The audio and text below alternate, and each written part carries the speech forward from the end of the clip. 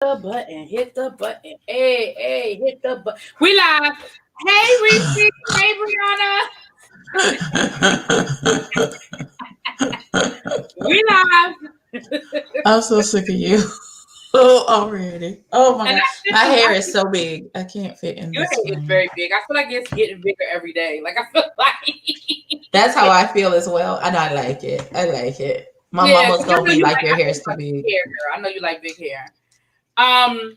I have to switch this Let me around. go ahead and share the video and all that good stuff. I don't think the notification went out. It did. I just got a notification. Oh, you did? Oh, okay. It went out. Okay. Hey, Mimi. Hey, what's up? What's up, watermelon sugar? Watermelon. I love that name. Although I still want to call you your old name, but I like that name. I like watermelon sugar. Watermelon sugar. Watermelon. Sugar. That's like a Bath and Body Works fragrance on it. Watermelon sugar. So stupid. Watermelon sugar. Can you get your wrench back? I never took it. Oh, because you changed your name? Because she changed her account. It's a whole new account.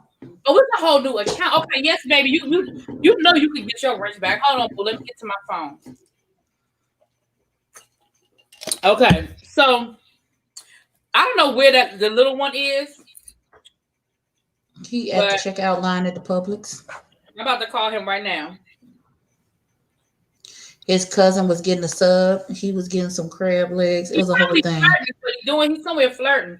Hey, y'all.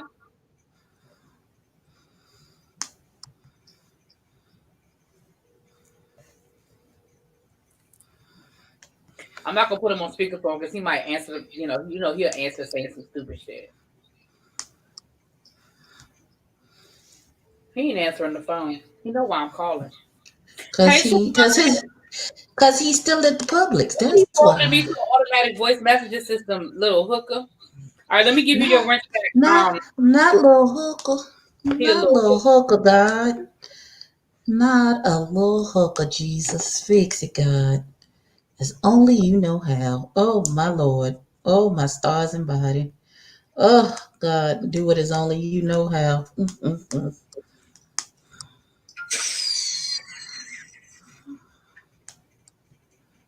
Listen, even Mother showed up at the end of the live, even though they was acting a monkey up in there. Well, in the chat, or he came on the panel. He came, no, just to the chat. Oh, okay.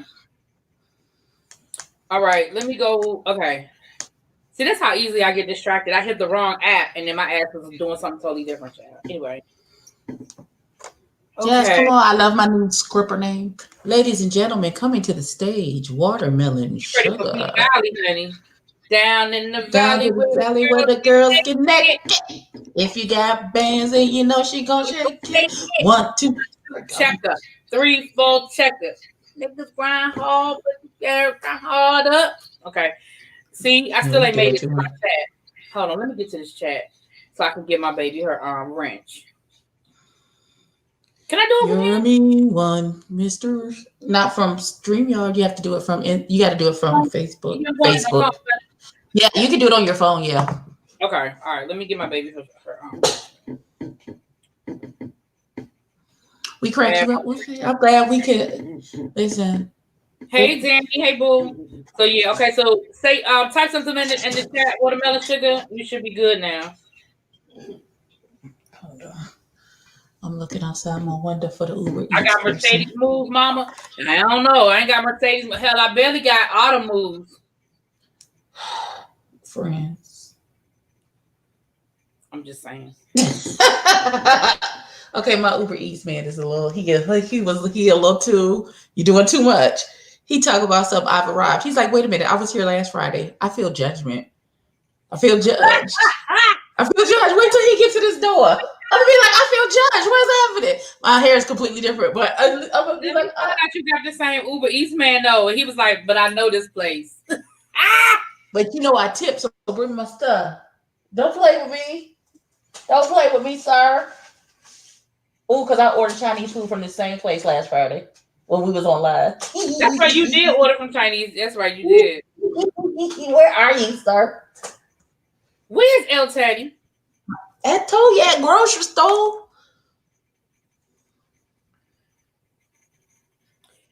Okay. So I put the comment in the chat, and then I can highlight the chat, and then I can see. It doesn't give me the option of pinning it. It just says remove. Where are you trying to? I'm trying to pin. Which? What you? Well, I don't think I can pin anything. What you trying to pin, baby? I'm trying to pin the comment, but I just put my Cash App. I was trying to pin it to the top, but it won't let me do it. Well, it won't let me do it from my phone.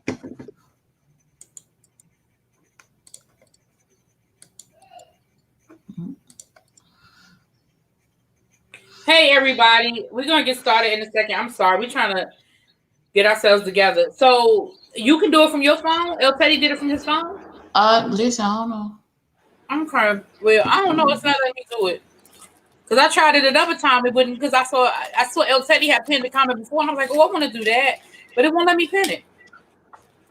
I mean, my moderator's in here. Oh no, I had to walk out the last time. Do I need to cut? Remember the last time I had to walk out to get it? Because he couldn't figure. Well, then if he's been there before, then he should know. But no, he couldn't figure out which building to come into the last time. And I had to walk out to get the food. Like I had to leave, come downstairs, come out upstairs, and out onto the street. Yeah, I know how to pin a comment on a recorded video. Yeah. Hold on, y'all. Let me see. You need. Oh, that's because you didn't find it the last time. I'm coming. I'm coming. Hold on. Nope. I'll be right back. Oh, man. Nope. What happened? I'm laughing at you. I'm laughing at you and your people.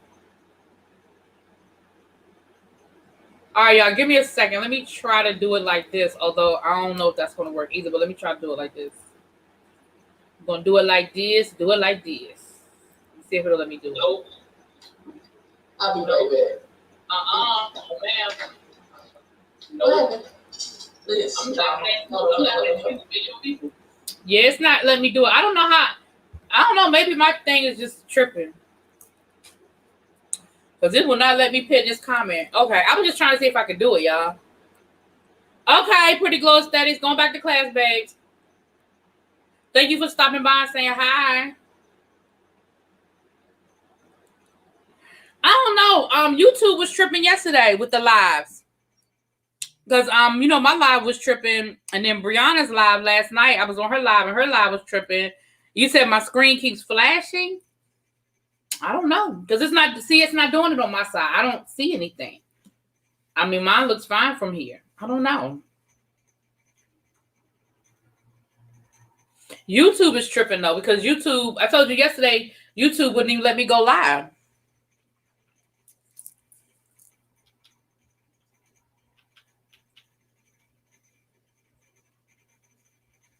Hey, Amber. Hey, Belize. What's up, baby?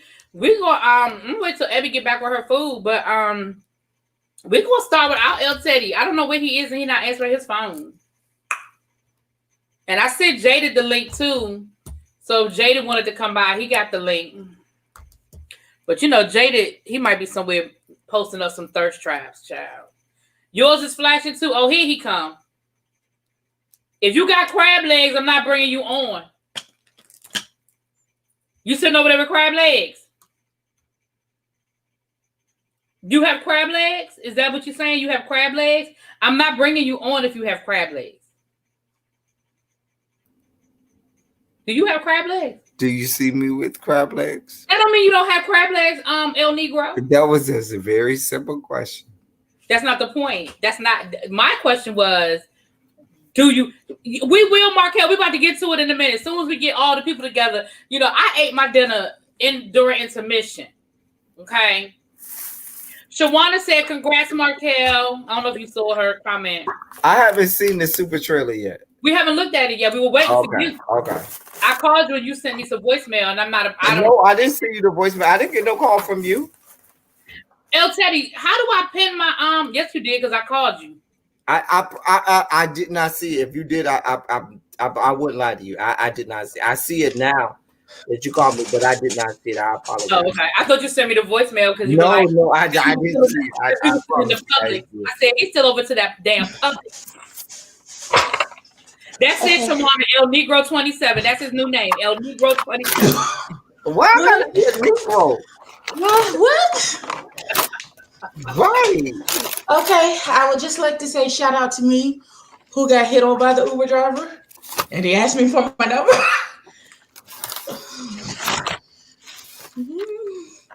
I gotta do all these awful words and awful terms. You got a new puppy, Diva. Aww. Hey, Diva Law. He got crab legs. See, that's what I'm talking about. Did I not tell him that if he had crab legs, he wasn't coming on the screen? Oh, you put him off. Oh, God. I didn't get my crab leg. I don't have crab leg money, okay? It's not in my budget. So he can come back on the screen next week when I give him some crab. Shout out to Monk Chip for providing my dinner, even though the crab place was sold out when I went to get some. I was upset. Monk Chip. Okay, but for real, I'm not, listen, nobody, my cousin brought me crab legs, okay? Yeah, Teddy ain't getting them.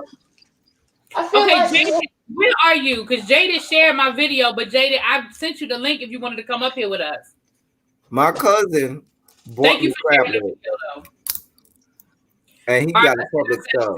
Let's get ourselves together, even though this mofo is really going to sit here and eat these crabs in my face, though. That's what he's going to do. You ain't said nothing about Evie eating. Evie ain't eating crab. Me eat Chinese food. That's some chicken.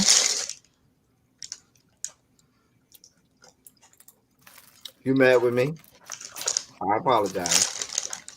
I might do like Wendy did. Ashley said, "Bitch, I apologize for a goddamn thing," because I was with Wendy on that shit. I apologize, bitch. You need to apologize for me. But Wendy did have a whole lot of smoke for. Ashley had a whole lot of smoke just for Wendy, just like Wendy had a whole lot of smoke. But Wendy started it anyway. We're not there yet. We're gonna do these super trailers. First of all, where's my Jack Daniels? I need a whole damn bottle dealing with El Teddy not and eating them crab legs in my damn face. Anyway, yes. Somebody bought these for me. I didn't buy them for myself. Markell said it's time. Quit your arguing. Okay, we're gonna put the super trailer on for Markell's new show. Let me go ahead and do the share screen. Y'all know Markell, I'm very excited about this new show because Markell, you are like me, and you are going to show me a lot of wonderful, beautiful Black men that are same gender loving. So I'm here for all of it. Thank you, Markell, for bringing this show to us before I even see it, because I can already anticipate. You giving me everything I need. I can't see it. Are you going to put it on screen, or do we need to put it on screen? Yes, I'm gonna bring it on screen. I'm gonna need you to calm your ass down. I'm just asking. Can everybody see it? I can see it. All right, you guys. This is the super trailer for Markell's new show that we are all going to support. Shout out to Markell. If you are not subscribed to Chasing Reality, y'all make sure y'all subscribe to the Chasing Reality YouTube page, so y'all be ready when the episodes start dropping, honey. Markell, I'm not going to walk off on this show. I'm going to tell you that. I'm not walking off.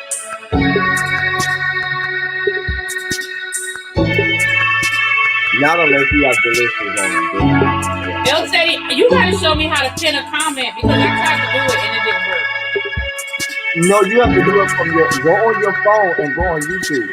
I'm on my phone and I'm on YouTube. Now click on your own comment or anybody else's comment. Okay, I clicked on it. Do you see pin the message? No, the only thing I see it says remove or cancel. It doesn't give me the option. Are you on your own channel? Yes. Yeah. What's up, everybody? Have you ever found the one and all of a sudden everything just started going downhill? Or do you have a type and realize that it's just not working for you? Oh, should have never called me a fat Your experience is new and it is for you. It is time for you to allow the people that are important in your life to Can you make take it big charge. screen? Your friends. You're going to meet our two eligible bachelors. No. It's because she had the chat on the hoping that side. their friends will help find the one. Hello, it's Premier. Some of y'all know me from Chasing Dallas. I'm a young 31, and I am single. Hi, my name's Jamil, Sexy. aka Lyric J. I'm a music artist from Dallas, Texas. I am single because I continue to pick the wrong type of man. Your friends will I know search that's for right. a pool of You single because you're not that cute. Gross. You am. Make y'all Because we know you. capable of We know finding me you. love. We know you. I mean, well, as long as they got big dick and money, that's all they need. Honey. Hey, I know that's Big, big money. All right, I trust y'all, and I know that y'all know me better than anybody else. So We got you. let's make this happen. Balls out brown, I'm going to turn them down. What? What's up, ladies? Hello. How y'all doing? What I have is 12 potential daters Okay. for your bachelor. Yes, I'm gonna send that to the nose section. That looks like somebody's front. Baby, you wanna open this up because I got to see. Hurry up and open this up. one. I actually know that one. But yeah, but exactly. Ain't got But why are they all Yes, women picking you for a watching man? will also have the chance to weigh in on who you think is the best for our bachelor. All right, hey daters. Nice to meet you. What's your name? Dennis. Premier, nice to meet you. Oh no. No. Oh no. No, I need you to make a hard decision. Okay. So I need you to cut somebody right now. He's Cut told the me I gotta referee pick and the somebody shorty Now, first of referee. all, I don't Cut hurt him. nobody's Cut him. feelings. So it was a lot going through my mind, but I had to do what I had to do. At the end, the bachelor will decide if they found a lover or another friend. Well, hello. I just want to get to know more about you. Aw. And get to know you better and spend some time with you and just see where things can go. This is a brand new show. It starts right now. I'm your host, Lon D, and this is Lovers and Friends. So what you gotta do? So what you gotta do to be Lon D's friend? That's my question. Can we say the host is fine? Can we say that? Listen. Right, because Lon D is the cutie. Okay, can I say that I'm confused? I'm a little bit confused because I don't know if there's one bachelor or three bachelors It looks like it was or two. two bachelors. I thought it It was seems like two. more than one Two person was the I thought it bachelor. was Mark. I thought it was Premier and then the other homely dude. Two, right? Okay. The guy with the Kente cloth shirt. The other guy who we don't want. You don't want to. Don't do that. Don't do I'm that. here for Premier. I'm not here for the other guy. I probably shouldn't. I apologize, Markell, but I'm here for Premier. So why are you so mean all the time? All the time. I mean, that's the part about being a bachelor. You have to be cute. I'm not mean. I'm just being honest. But beauty is in the bachelor is you want him to. But the beholders on that show didn't seem to be into him. But we didn't even see the show. We saw the trailer. Just saying. Anyway, y'all. So that is Markell Logan. He is the executive producer. It is on the Markell in the chat talking about Premier and Jamil. His name is Jamil. His name is Jamil. His name is Jamil. His name is what? Jamil. Okay. Jamil. Okay. Listen, So Markell, you know we're gonna be watching and we're gonna be reviewing. We're here for all Markell, we're here for you. We will support you in all that you do. We are not going to Don't say anything shady. Now, if I can feel it. I can feel the shady in the back of your esophagus. So now, don't even the good say thing it. is Markell is not on this show. Hey, watch this. Markell is not on this show. He's behind scenes. So we can we know who production is. And so we don't have to worry about production dragging any of us as reviewers. Hint, hint. You notice, but you noticed the one thing you did not see. You did not see Markell, did you? He was behind the scenes. Nope. You did not behind see the scenes, and that's what a good producer does. Come to Death Row if you don't want the producers dancing all in all in your videos. Listen, Abby, I was getting ready to say the same fucking thing.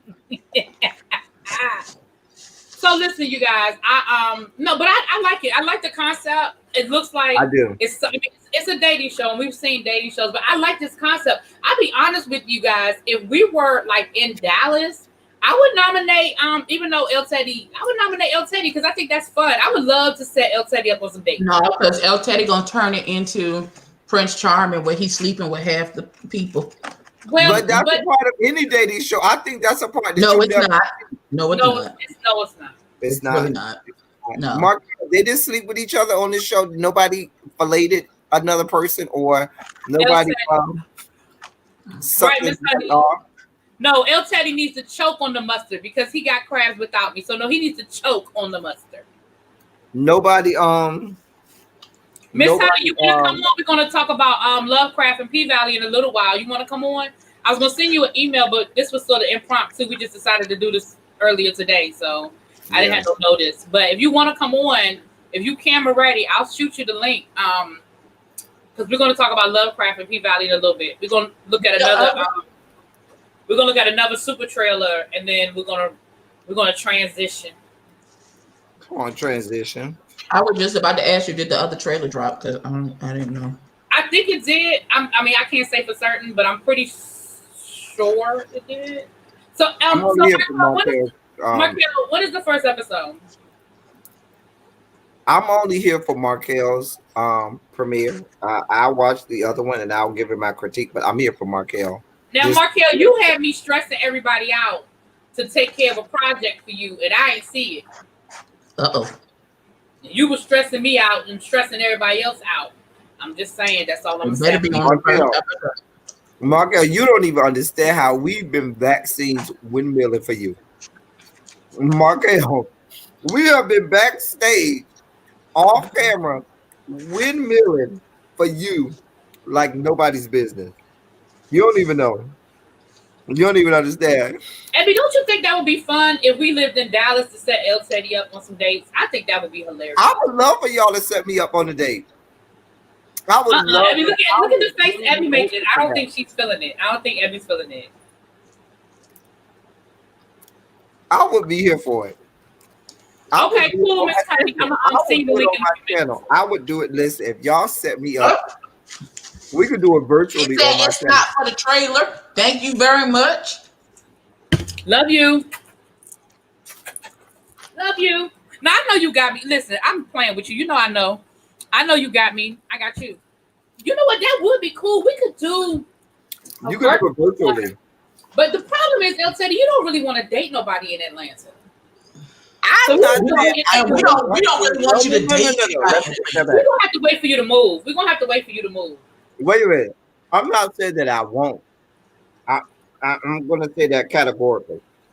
But you know me, really, B. And you know I'm not going to settle for any. You know what I'm saying? I will date in Atlanta. You know, me and Date Bay have been dating, and I really am intrigued by Date Bay. But so I'm not closed off to the people here in Atlanta. Maybe we could take like a week to go to Atlanta and send El Teddy on some dates and film it. That would be fun. I'm here for it. Look at Abby's face. Abby is like, no. Y'all talk about Dario. They might pay for tickets and I'm virtual. You're virtual, Abby. We can work from. We get an Airbnb for the Dario week. might pay for y'all to get. We can get an Airbnb for the week. What happened? One of the platforms might pay for tickets for y'all to come. We gotta do all that, but we could get an Airbnb for the week. Because we work from home. All we gotta do is during the day when we clocked in, we got work, and then boom, That's we can right. El Teddy with some dates. That would be fun. While y'all at work, I could be on those dates. See how that works? See, and Markell then when y'all get off work, y'all can set up the other ones. Then again, I don't want to be responsible for unleashing you on those unsuspecting people. What? Unleashing me? Markell, Yes. Markell, that's the next one. Okay, it's me. So set me up. Find me a man. Find me a man. Anyway, so that's the new show, you guys. So it is going to premiere next month. As you know, the Justice League will be reviewing it. So those of you that follow us, follow the Justice League. We will be reviewing it. Please make sure you guys are subscribed. I dropped the link that you are subscribed to the Chasing Reality YouTube channel. That's where all of the announcements will be made, and that's where the trailer is if you want to look at it again. All that good stuff. Well, while we're here, we might as well. Is one of the platforms that have not been canceled yet, like G Status. They've not been canceled. Anyway, well, yeah. All right. Well, let me find the let's look at the Chasing Atlanta trailer. That one dropped too. Let's look at that. Oh, there's something besides Markell? Yo, it's got wait a minute. Listen, y'all. It's got 4,000 views already. It just fucking dropped at 8 o'clock. I'm only here for Markell. I must be looking at something wrong. All right. Right, Abby is not here for any of the shenanigans. Abby is like, no, we won't. We will not be set. Mine says 2.2 thousand. Oh, okay. Maybe, like I said, maybe I'm looking at something. That's still a lot. 2,000 views in 20 minutes, 29 minutes. That's good. That's good. All right, let's look at it. Can y'all see it? Are we ready? Mm-hmm. All right, I'm make it big screen before it'll say something and make me have to cuss them out. All right. Oh God. Obviously, Oliver Twix is a star. He was the star last year. Okay, he's new. Oh, look at little Kendra out of jail. Go, girl. Oh, she's trying to go back to jail. She's trying to go back. Oh my God! Because you know, I'm gonna call the police. So much. I know your album came out. Yeah. Oh, this hair, that weed. Oh, that weed. You know, wigs aren't her ministry. They're not her strong suit yet. Yeah, and I can't hear. Shush, I can't hear.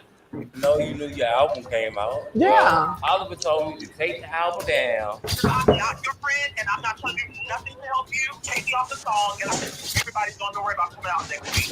You wasn't there talking about how he wouldn't give you $500. I'm not going to be spending my coins about a grown woman decision that you made. See, this is the shit I'm talking about. These three imitators have got on my nerves.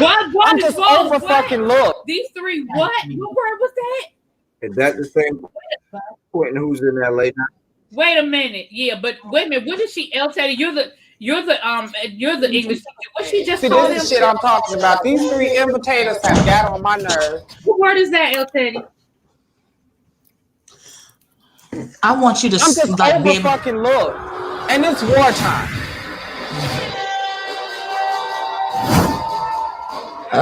Things that are coming up to 2020. I just wanted to kind of show some Atlanta love because I'm moving this week. I'm moving to LA. Wait, what? What's up, guys? It is the one, the only, representing the big and tall section all across the world. It is Travis Wade. So what's going on, man? What you doing? Up so much. I want to invite you around these crazy guys that I know. So bring you around my peeps. You want me to come to a group of people I don't know and you ain't gonna be there? Girl. You better work, bitch. Go ahead, Lauren. What's the deal? Bitch, I'm need you to have to hold it down in Atlanta for a while. I'm going to China, moving.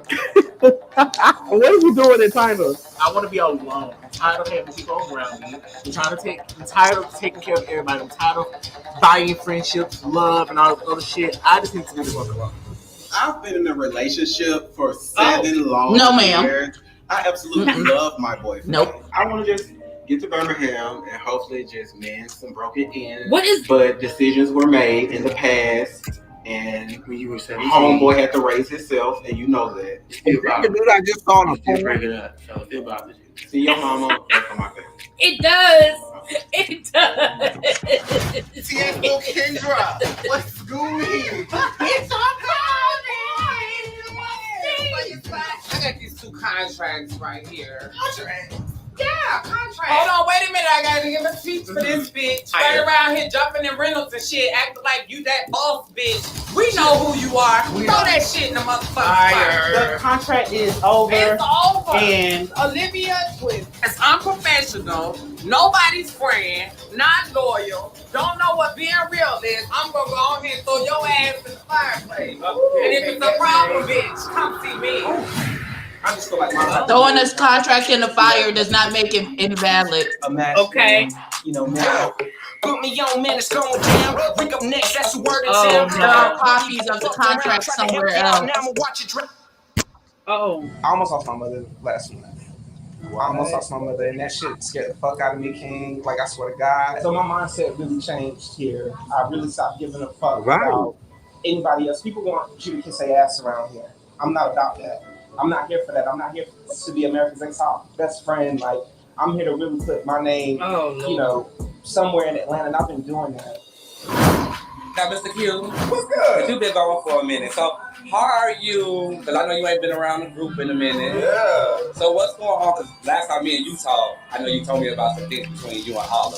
If you consider me your friend, and if we're like spending all this time together, doing all these things together, why would you take someone else's word over mine? Have you reached out to him? Several times. Okay, so you tried. Several times. I was upset with you, and I'm gonna keep it 1,000. I said I'm not comfortable with this. Regardless of what happens to your brother, your friend, I'm gonna just take this opportunity. Because for me, I would have put up a fight, bro. I would have not done you that way. I don't give a fuck who it is. I don't give a fuck. Oh, wait a minute.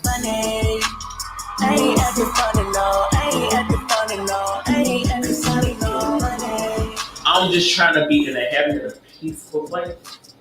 And I don't know if Atlanta is that the same Q? What would it hurt to really be around family? To like really like cope back and get back to myself. Be around people that genuinely love you. Be like get that feeling back. How the fuck you still mad about something that happened 6 months to a year ago? Like, ain't you mad? Like, then you drop a diss track, then you shame everybody, ain't you winning? I want a queen. I want to know what's triggering your anger so quick. But see, I'm just like, but I don't know the backstory between y'all two. But it was no backstory. It was just the fact that. How about y'all friends? What? My story is a real story. You finna know who you fucking with. Sometimes when I come around y'all, I don't just feel like it's so. Just give me a second. The nature you had the situation, I just try to stay out of it. Because at the same time, I was so why not stay out of that big now? So if you was that hype, that bug, that anything, you would have popped my ass in that Uber. But you didn't do that.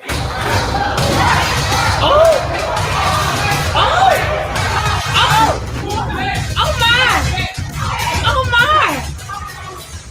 Oh, we got chance! I'm like, girl, you just got out of jail. You're supposed to be spending your money on lawyers and fixing that unmastered album that got put out. Oh my! Wow. Okay. Wow. Okay. This doesn't look like social distancing. It was not. I didn't see no social distance, nothing. And you know they can't afford no COVID tests, so you know they was just all willy nilly. If they filmed this before we went to China, it was before COVID. Well, some of it was, but you saw how some scenes people had on masks, so that tells me that was. I think it's a mixture because some of them scenes people had masks on. You said they was in China. No, Lauren went to China. Lauren went to China. Wait a minute. You said they were in China, brought out the pink Lamborghini just to race with China. Just to race in China, just to race with China. I'm just saying. That's what Nicki Minaj said. What are you talking about? Brought out the pink Lamborghini just to race in China, just to race with China, just to race in China. No, thank you. Just saying. I'm here for Nicki Minaj. No, absolutely not. My question is, why is Q on the show? I thought Q was supposed to be on Chasing LA. Oh. This was because it was before he moved to. All right, LA. Did you not see them make that big ass announcement? I'm moving to. Did you not see that? He was sucking on a crab leg when that happened. I don't really care about him. Markell, you would be your spirit of discernment is correct. Your discernment is so on point right now, Markell. I'm so listen, I'm with Abby. I'm so uninterested. These crabs are giving me way much more life than the people on the show. First of all, I don't know who that little boy is who looked like Roman Rashad. I don't know who he is. I don't like him already. Second of I don't all, like that I'm little not here boy who was for. doing all that much with the cowboy hat. No, thank you. I'd return the sender. I I'm don't want not here that for either. any of this. I'm not here for any of it. I'm not here for any of this. I'm gonna watch it. Probably read them I till don't they know out that, every week, but I don't know that I'll be reviewing it because I can see within the first week I'll be ready to walk off. I can we'll already try. see that. You know, I'll give them a try and see what happens. I want to know. I mean, I enjoyed. Is Lauren gonna tell her first daddy that she episode of Come Up transitioned? New York. I think she is going to tell her story about I her enjoyed transition. the first episode of Come Up New York more than I enjoyed that. Oh, okay. I wasn't gonna go that far. No, wait a minute. That's not. And I did not enjoy the Come Up New York. Any king can look good when all of the good parts Why are they jammed always together in a fighting? 5-minute trailer. What happened? Why they always fighting? But these are the Atlanta girls, and that's all they know how to do. They can't put none of that energy into getting a job, getting a education. But Chasing Atlanta doesn't usually have all this fighting. Yes, they do. Well, apparently they having it this season because You know they're what? here You for know what? I forgot. You're right. My bad. I take that back. I take that. I was about to say, you'll remember when Montel beat London out of his shoes and his yeah. Mm-hmm, yeah. These are the Atlanta girls. But in defense, that wasn't really a fight. That was just a dragging. That really wasn't. These are the Atlanta girls. I sent you the link, Miss Honey. You have the link because we're getting ready to transition now. Much like Lauren, we're going to transition to something else. Oh, Bloop. Miss But I Honey. mean, at this point, like I know you were in denial, and I understand it, but at this point, there really is no denial. You have boobs, you have butt, you have hips, like you have done all the plastic surgery, you have done all the things. Like you are a woman, and it is okay. We call you Lauren. We use the female pronoun. It's okay, boo. It's all right. It's all right. Ooh, baby. I think that's why within the spectrum, and I just want to say this. A lot of times in the spectrum, there begins to be a problem because there's always that awkward transition phase where you don't know what pronouns to call them, and they don't even know what pronoun they want you to call them. And so it becomes everybody, and then they usually figure it out before you figure it out because they are the ones who will figure it out before you. But then they want to get mad with you. Well, no, I think. Okay, go ahead, finish. I'm sorry, I'm gonna cut you off. They want to get mad with you because you haven't transitioned into the new pronoun as quickly as they did, not acknowledging the fact that it's a process. I'm just saying. Well, in Lauren's defense, really be. If I called you really be forever. For example, before when you change your name from really bitch to really be, in the first couple months, when you changed to really be, it was a process for me to, or for maybe even your subscribers to transition from calling you really bitch to really be. You understand what I'm saying? That's a whole process. Well, and so likewise, I have people who switched to Muslim. I have people who became Muslim and they changed their whole name. They changed their whole name legally. And I didn't know, it was a transition for me to try to figure out what to call them. So I always called them by their original name at first until I got to the point where I was comfortable calling them by their new Muslim name. I don't know. Well, I think, in Lauren's defense, I think we were ready before she was. Like, we were ready to used the female pronoun and all that, and she was still processing. She had not fully accepted, like, she was doing it, but she wasn't, because she was reconciling her family situation. So, Miss Honey, let me know when you're ready. Give me the thumbs up when you're ready. It looked like you're still trying to get everything set up. So let me know. Oh, thumbs up. Okay. Welcome. We have a newbie on our stage with us, Miss Honey. Ladies and gentlemen, coming to the stage, Miss Honey. Coming to the stage. Is your volume on? Is your sound on, Miss Honey? I can't.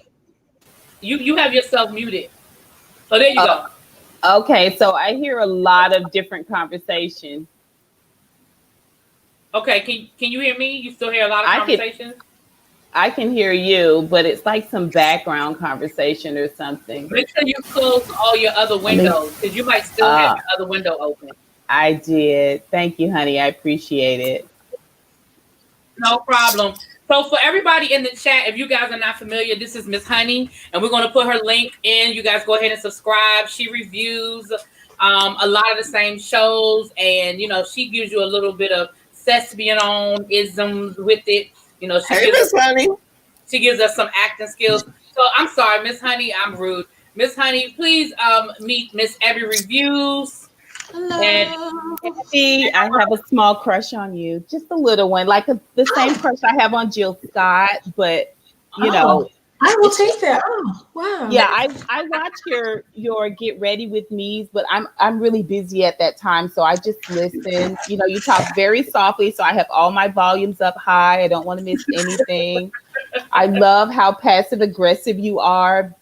I love how you're sharp in the turns, honey. You're very quick-witted. I love it, love it, love it. Like, I love everything about it. Yeah. And let me tell you who you remind me of, Abby. Now, you guys don't remember this, maybe, but if Spill It Boy was here, if Milan was here, he would tell you about, they used to do this little group chat. This was back when he was cool with S_. And there's a bunch of... Yeah, they used to be called NAB or Snap or something. Blab. Yeah. And there was this really voluptuous lady on there, and she did like after hours ASMR. She was so sexy, honey. You remind me of her. So ask him about that sometime. She'll tell you. Yeah. She was. I need the ASMR After Dark channel. Got it. Yes. Oh yes, honey. She did very well for herself. Very, very well for herself. Oh shit. Hey, Lamone. Hey, boo. Hey, El Teddy. We're doing a live, huh? Did you know that? Hey, Lamone. Lamone with all them. Who are you trying to ignore, Miss Honey? Oh, it's so gratuitous. Like, everybody wants crabs. What we doing? I'm very confused. Everybody wants crabs now, honey. It's 1993 all over again. Oh, okay. Well, I eat crabs all the time. It just wasn't in my budget tonight, honey. I used to love crabs, but now I like my meat de-shelled. Oh. Bless God. Yes. Shell. No sharp edges, honey. I don't do that anymore. Oh, she likes uncircumcised. She likes circumcised, not uncircumcised for you people. Oh, okay. What are we, barbarians? Of course I love uncircumcised. That's a good no, don't disrespect the whole group of men. That went way disrespectful. Well, no, I've dilly-dallied in both ponds, but my preference is skin tight. Okay, skin tight. What you say, Al Teddy? Hello to you too, Miss Honey. Hey, sugar, how you doing? Lamont, you know what? Me and El Teddy were talking about that earlier. I was saying hello to Miss Honey. She gave every reviews a whole 10-minute long hello. How are you? I didn't know if you could hear me over the crabs, honey. I long enough. Somebody could do that. If you would stop talking, El Teddy, I was going to introduce her. I'm not going to talk in between sucking, honey. I've got upbringing. I'm not going to talk in between sucks. I've been reared properly, darling. No, I was talking to El Teddy. I'm talking to El Teddy too. Oh, okay. I was going to give him, the same accolade. She got home. Wait a minute, are you coming for me? No, I was just saying I was going to give you kind of, honey, kind of, honey. But she listen, was not coming for you, El Teddy. Hey, Natalia. I was going to give She just Teddy said she was. accolades as well, but I didn't want to talk in between sucks. Everyone knows that is right. She said she don't want to talk in between sucks. That's when you're supposed to get your breath in. You get. That's where you got to be focused on your intake. Exactly. You know, you cannot. Somehow I feel like Miss Honey would do well in the house of debauchery. But anyway. I was gonna say all of that. That I stay in his bushes. I love when he goes and gets his black book of witchery. And I like when he gets riled up. I like how you go. You're just really, really slow at first and deliberate, and then you get to this crescendo where you're just like duck, duck, duck, ish, ish, ish, mother ducker, and I'm just like, oh. 0 to 60, honey. Hold on. I love it. Yeah, I like the accuracy. Right. That doesn't sound like me. See, that's what it is. She be in your bush. She was ready for you, El Teddy. She came on ready for you. And that's right. Him eating them damn crab legs. Right. That's okay. Okay, you guys, give me like 2 seconds. We're gonna talk about you guys want to talk about first. Thank you for coming through. You want to talk about P Valley first, or you guys want to talk about? Let's do Lovecraft first, and then we'll do P Valley. Okay, well, I'll let y'all start on the Lovecraft. I'll be right back.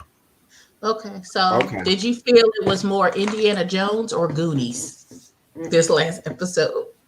Are you talking to me? Yes. Yes, of course.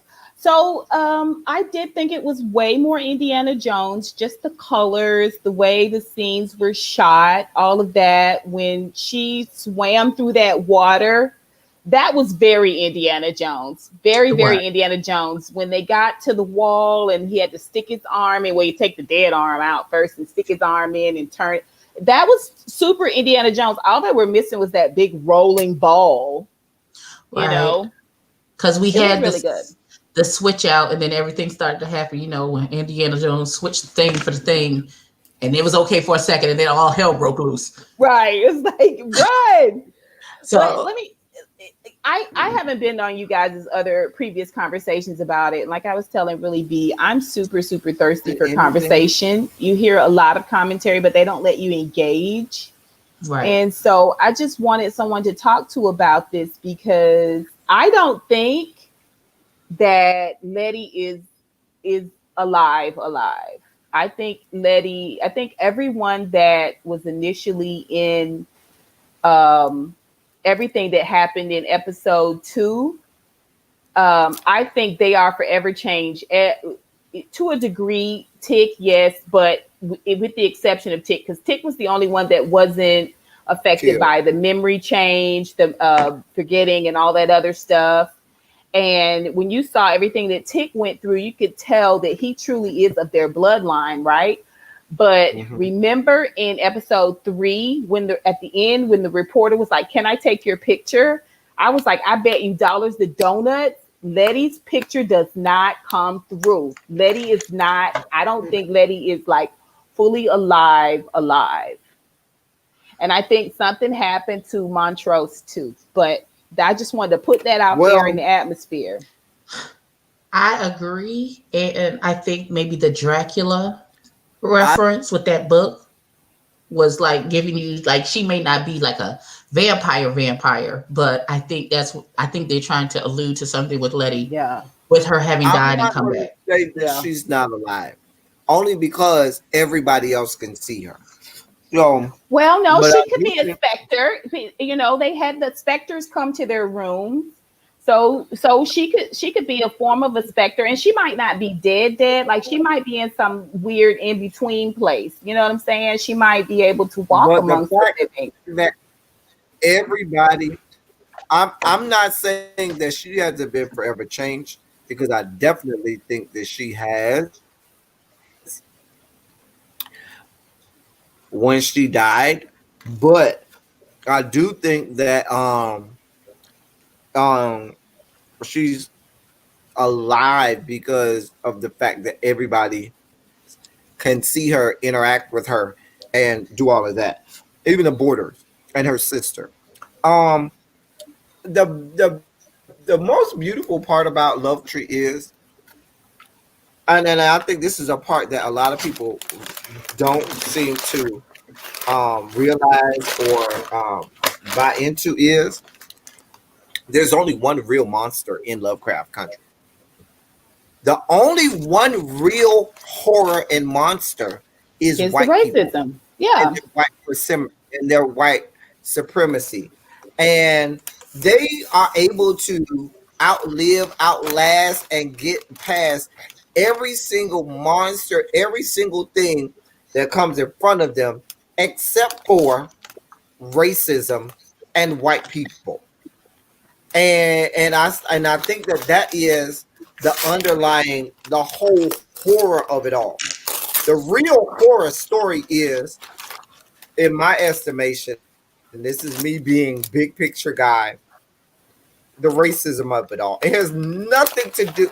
I mean, the monsters that we saw in Massachusetts, all of the stuff we saw in episodes 3 and 4, yes, those are monsters, but they were able to tackle that. But in the year of 1955, they cannot get over the one true monster that all black people had to face at that time, which was racism in these yet to be United States of America.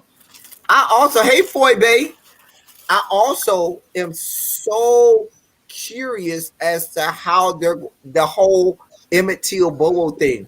I don't know why. It's something has enamored me. I have been captivated because every episode since they introduced him, they have made it a point to spotlight him in the episode.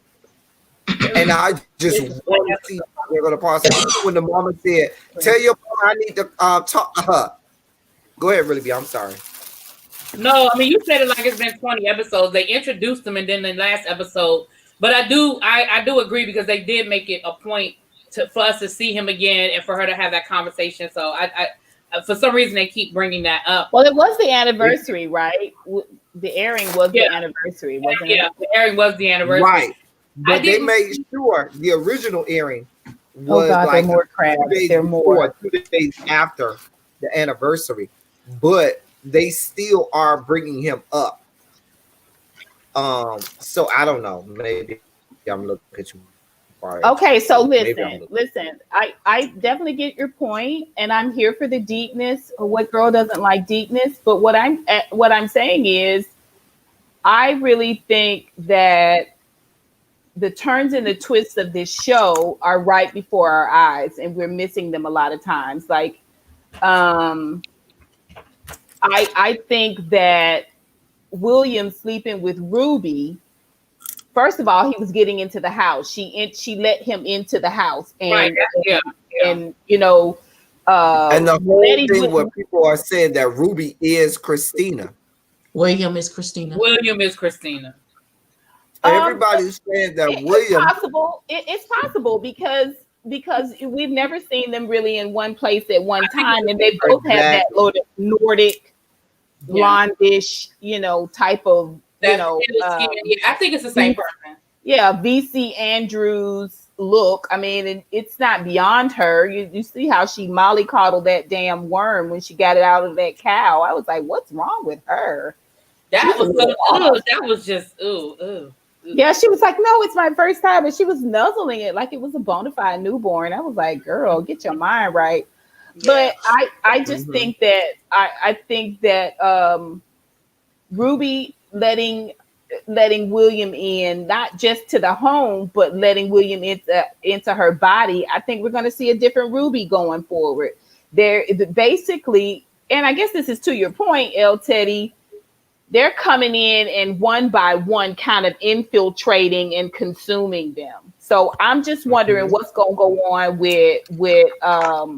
with Hippolyta going back, to Artem and Diana. Diana's a seer. Listen, I think some of the ancillary characters like Ruby and Hippolyta are going to play much bigger roles here on out. I agree. Yeah, I agree with that. Because Ruby's character, I'm so intrigued by how Ruby's character is going to make a, because now and I don't know because I only saw what they showed the rest of us, but it looks like she's become this maid subservient type individual, which is counter everything that we've come to know about Ruby as a character. And so I'm really curious to see what that Ruby goes. as a And character then you from got the book, a lot of. I haven't read the book. I haven't read the books. Right. Okay. So you're talking about Ruby as a character here, but I mean, yeah, Ruby has a more traditional upbringing. Ruby is older than Lita, and their brother. What's the brother's name? Is it? I think Marvin or something like that. Marvin, something like that. Anyway, they're older, and they're darker skin, so their walk, even though it's a colored person's walk, it's slightly different than Lita's, because Lita really could pass if she wanted to. If she get that mouth together and that attitude, she could walk right into that department store and get a job. But Letty, but that's my point. Ruby, even though Ruby can't pass, Ruby is unapologetic about being black. Ruby has no understanding for Letty and all of this that she got going on. Like you said, Ruby does walk the line. She knows how to toe the line. She said, listen, I know I'm black. I know what I can and cannot do. That's why when they first got the house, she told her, listen, you don't remember? Some other black people tried to get a house on the north side and they got killed. We're not supposed to be over here. So she knows how to toe the line, but it just seemed, I just didn't get the feel that she would be the type that would say, okay, I'm just going to go become this maid and be subservient to these white people. Well, let me say something. I'm gonna go back to what Miss Honey was saying about Letty not being alive.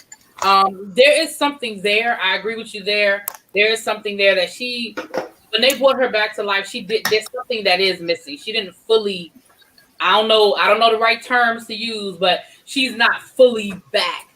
And they speak about that in the podcast as well.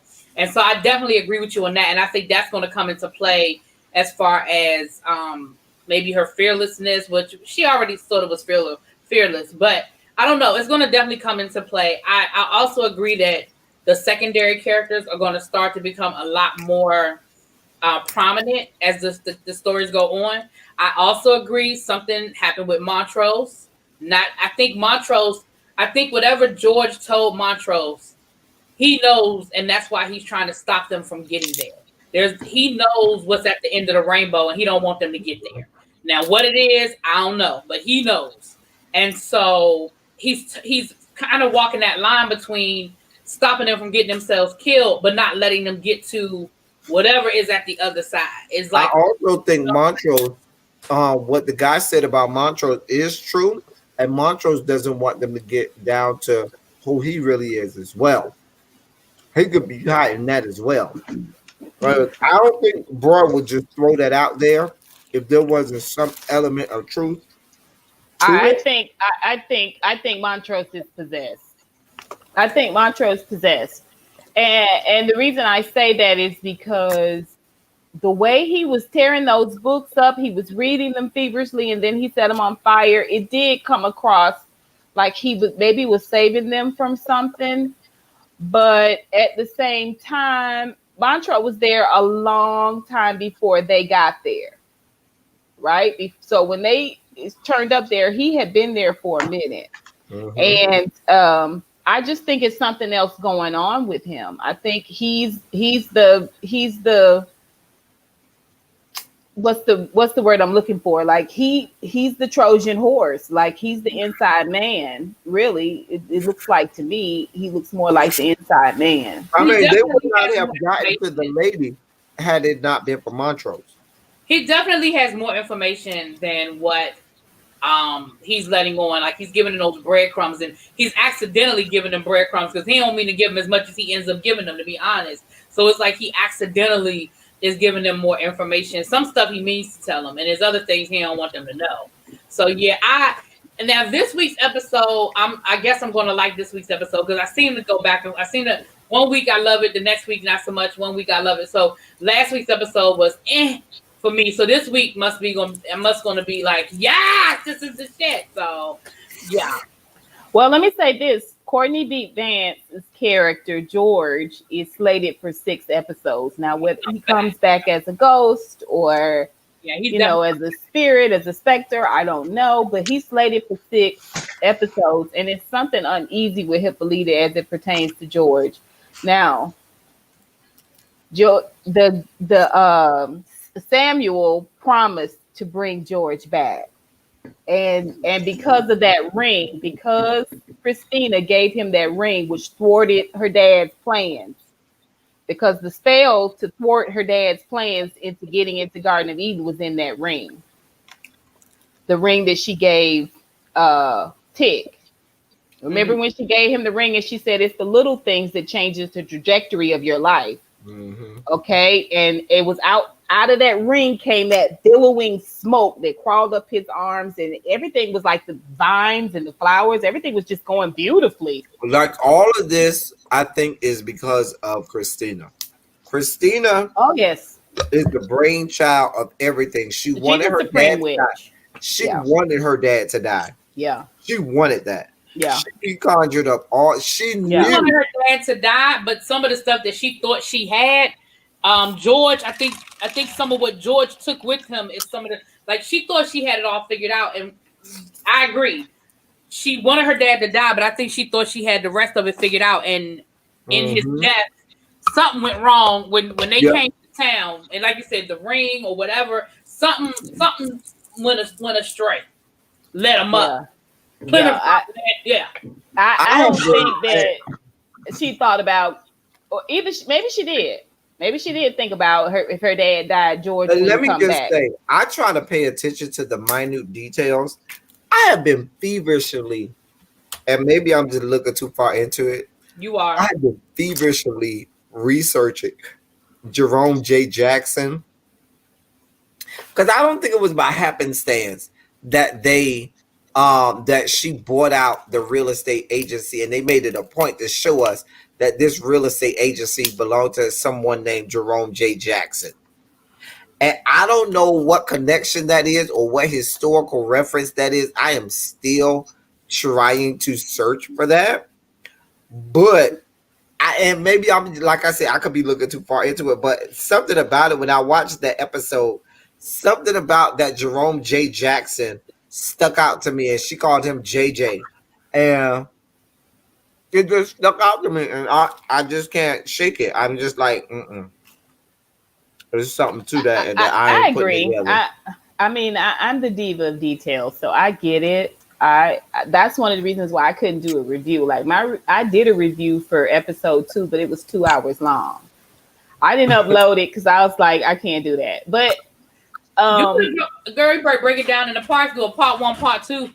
Listen, it was a good episode. Like it's a really good episode. Like I don't know how people tell the whole story in 20, 30 minutes because it's so much. Like when they were walking out going to lunch in episode 2, and you see all the paintings on the wall and all the symbols and stuff in the paintings, then you see I was just like, this is crazy. This is crazy. Like this is a lot. It's definitely deep. It's deep. It is. It's deep.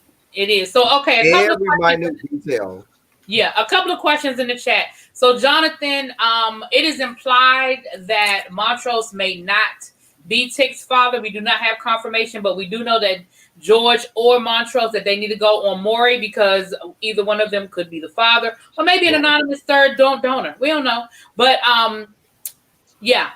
George at least thinks that he could have a possibility. So somewhere in that time frame. And you know, there's a lot of conspiracy theories now that they introduced that whole Montrose could be gay and or bisexual.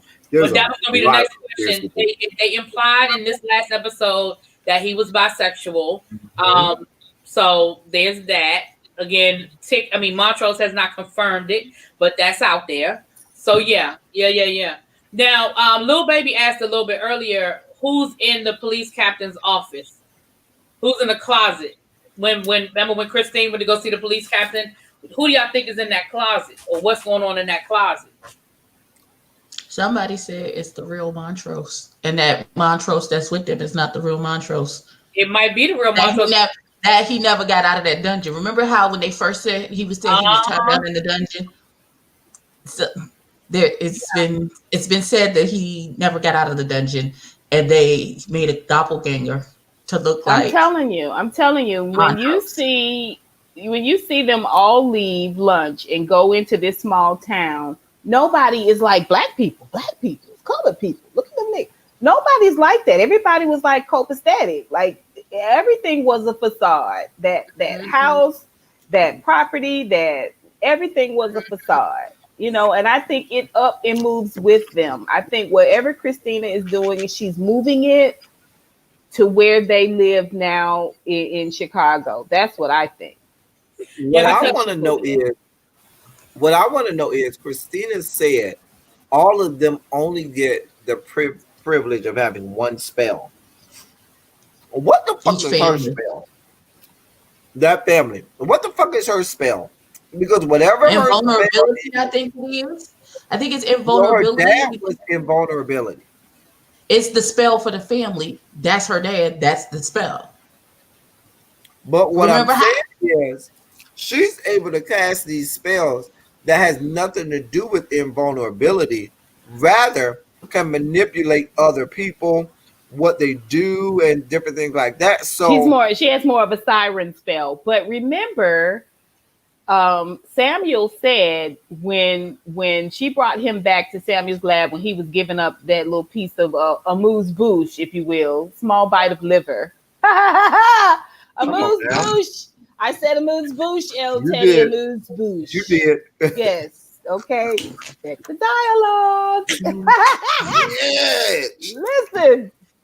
And he told him, he said, no, that's not what it was. When they all went to dinner and Tick pulled that power move on him, he said that Titus had tried before when the house burned down, and he was only able to gain a measure of immortality, and that Tick got a little bit of it too. Like he slighted him at the same time, but. So I think her being a female, what she's using is more of like siren spells. That's why she's able to call specters up, and she's able to sort of manipulate the person's what they see and how they feel and how they act and all of that. But what I want to know, what's keeping those cars from crashing? Like what built that land? What built that city? What built that tower? What's causing those monsters to come forth? Because those monsters are real. Those monsters were snapping off heads first episode. So I think she only has a small measure as well, and she's using it in this way. She wants those pages. Those pages are really the key to that next level. And I'm hoping, I know Tick is supposed to be the hero, but I feel like Letty is really going to be the one to go toe to toe with Christina. And that goes back to what Lil Baby just said about the role of feminism. Racism is a theme, but feminism is as well. And you're absolutely correct, because that is exactly, I mean, even going back to Christina not being able to, Christina and Letty can't come to the party, and women are not invited. Like, and she says, listen, just because you got that little thing between your legs doesn't make you better than me. That's right. And I'm going to prove you wrong, So feminism is absolutely a theme in this as well. So I agree with you on that as well. Letty is if you're really paying attention, Letty is the hero. Even going back to that first episode, who went and got the car for the lights against the monster? Get the duck out of here now! Right. That's Letty. Letty has been saving them all along. Even when even though it didn't work, who got the car, had the Rolls Royce and was like, get your ass in this car, let's go. Now they hit the invisible wall, but I'm interested, and that's one of the reasons why I'm interested in seeing what Ruby and Diana are gonna do when they go back, because Hippolyta Hippolyta is a force by herself, and Diana is pure, untapped energy. Like she doesn't even know she's a seer. But when she meet Christina, she's gonna know because Christina is the woman that she drew in the silver spaceship, aka the silver Rolls Royce. Yeah, that Rolls Royce ain't nothing to be played with. But Benita is asking. She said the historical reference. Let me tell you one thing I'm learning, and it goes back to what you were saying as well, Miss Honey. Well, we've all said it. Nothing is by accident. So even though I don't necessarily have that historical reference for you, I'm sure if we go back and look at the archives in Chicago, there was probably a local basketball hero that was probably killed by the police. Like, I'm sure there's a significance there. I don't know it off the top of my head, but there is definitely a significance, a connection there with the different. Somebody was asking about the spirits in the basement, the ghosts in the basement. Do we think that there's a direct connection, like one guy being a basketball player? From my reading now, I as I've looked into one H.P. Lovecraft, and I had to study the H.P. Lovecraft and all of his works, but even just the historical references, the original historical reference of Dr. Epstein is one of this doctor who had kidnapped 5 black women, and he was he's had hospitals built after him, and he's been called the father of gynecology. And he did a lot of experiments with black women in the realm of gynecology.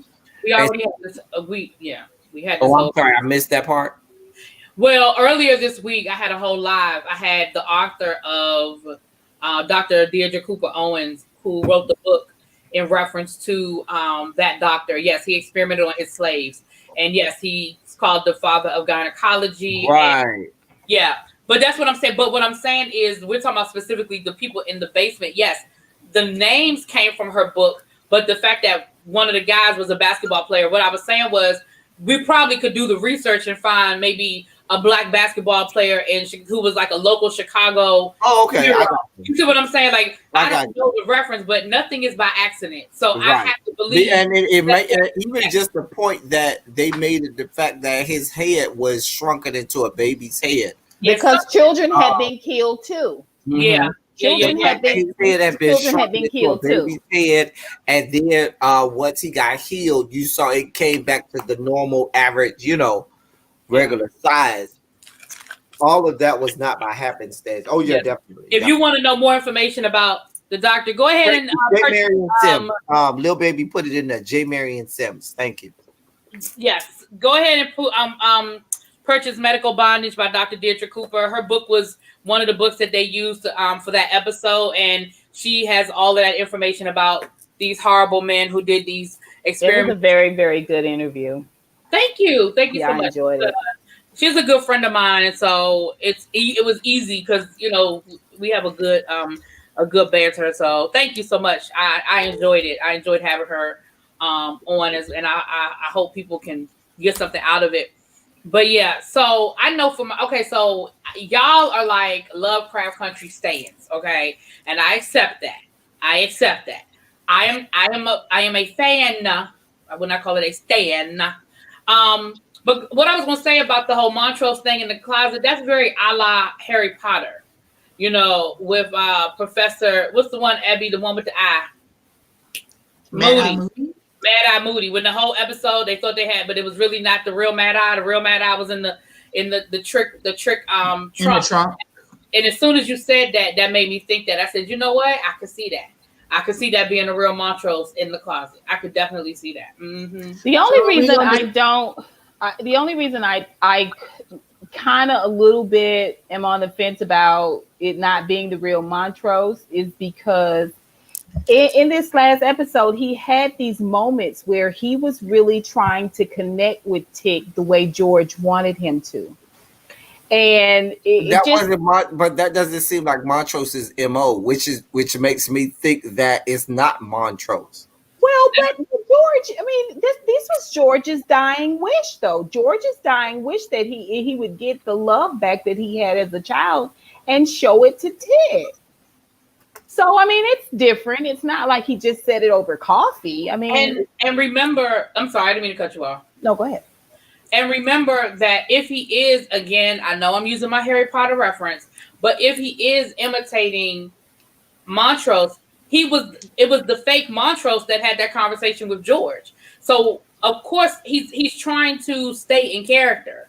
So it's like, okay, I'm gonna try. Okay, maybe. And also, so you're saying it's the fake Montrose from being in the tower?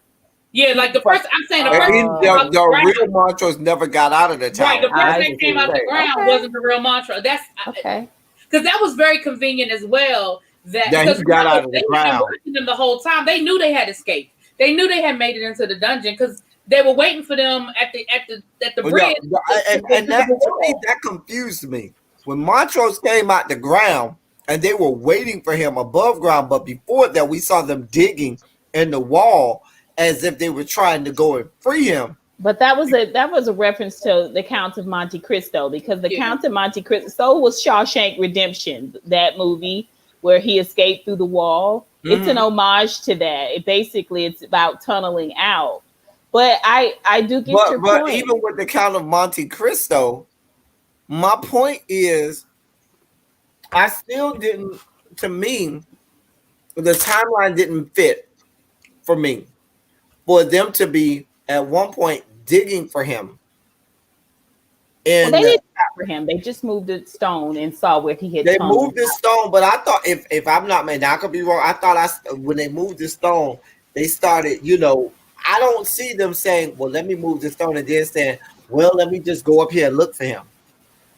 As opposed to saying, okay, let me move this stone and let me continue to dig and see if we can find him or see if he's there, as opposed to it was convenient for him to be coming up out of the earth and then magically just there waiting for him at the right place and the right time. Well, I will say this. I do agree with what really B was saying, that they knew, or was it Abby was saying that they knew. I think Christina knew. I think Samuel had one plan and Christina was working another plan. And I think Christina's ultimate plan was to bring them all back to Chicago. Yeah, I at this point, I don't think anything is by accident. Letty buying that house. And I said earlier this week that she had the money, but that doesn't mean she was going to buy that house. But I think maybe there's a level of mind control that, she wants. So, maybe there's a level of that. Well, they know what she's going to do. They know what she's going to do because they've been watching her through the wall. They looked at I'm sure they looked at the reaction when they got all their wildest dreams. Like, they probably got a lot of information from Montrose, probably with the exception of Letty, because I don't think he knew Letty as well. But just all down the line, they kind of seemed like they knew what Tick wanted, and not Tick. They knew what Letty wanted. They knew what they know what each person wanted. Again, that goes back to that siren spirit, or whatever. I thought it was really interesting, just bringing back the vampirical piece of it. I thought it was really interesting that Christina asked for permission to come in, and Letty knew to tell her no. I was like, oh, but Christina, that's a vampire movie. Couldn't come in. She couldn't come in without permission. How she got permission in was she had William go and seduce Ruby. Hey, yeah, that's how she got in the house. Now that's a whole nother story. But that's why I say I think it's the same person. I think that's her. And I think that was her way of getting in the house. I missed that. I did not think that they were the same person. Now thinking about it, you've never seen them in the same place. And when Tick asked him he was taking them to lunch, he was bringing them down the staircase, and he was telling them about Titus and Samuel and the house burning. And he said, "Well, are you the butler?" He said, "I'm not the butler." He said, "I am a friend of sorts." I was like, "Ooh." I thought he meant booty buddy, but apparently. All right. So predictions before we transition into the next conversation. Predictions. What are you all's predictions? I'll start with Miss Abby. What are your predictions, Miss Abby? My predictions are that William is gonna be mad that he did all of that to get in the house, and Hippolyta stole that ovary, and it ain't in there no more. That is true. It's not in there no more. I forgot about predictions. I'm so scared to make a prediction because even at points where I think I know what's going to happen with this show, they go and turn that upside down, and I go because there was no part of me that saw Montrose cutting the throat of of old girl. I not call her old girl, even though we know she had both genitalia. And there's no part of me that saw that coming. And so I just don't know. I mean, you all have introduced a lot to me, even the part of that not being the real Montrose and it being a doppelganger. The only prediction that I see that I could make it, and this is too easy, and I hate to put this out there, but this is the only one I want to put out there because this is the only one I can see happening because everything else I don't know, is Tick finding out that his dad really was gay and or bisexual, and so him acknowledging that how could you be my father, this, that, and the third, all that whole storyline I could see coming to fruition where he denies, Montrose and said, I've never been like you.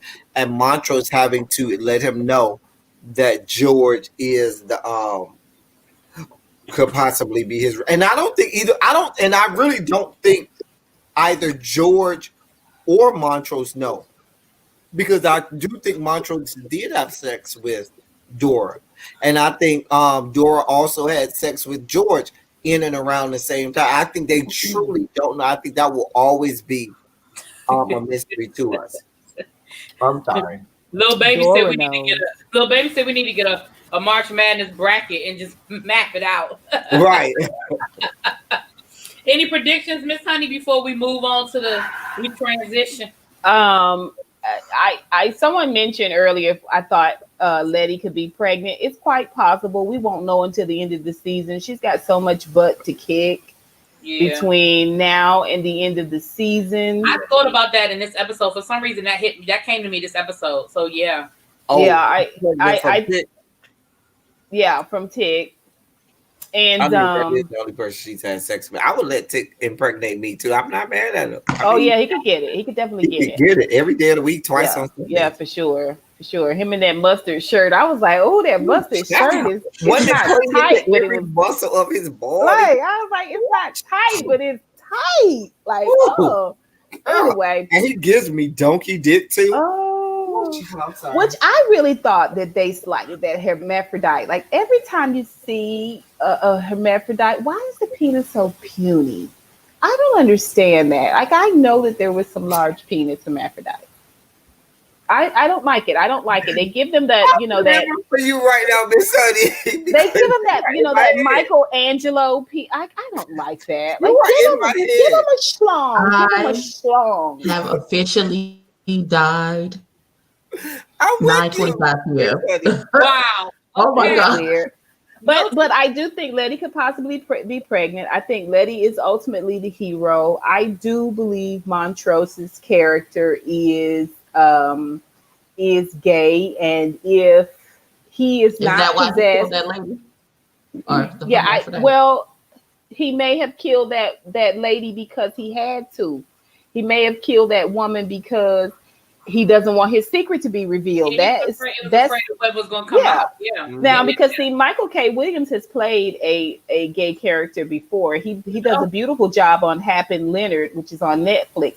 It's a really, really good show. He will never outlive being Omar.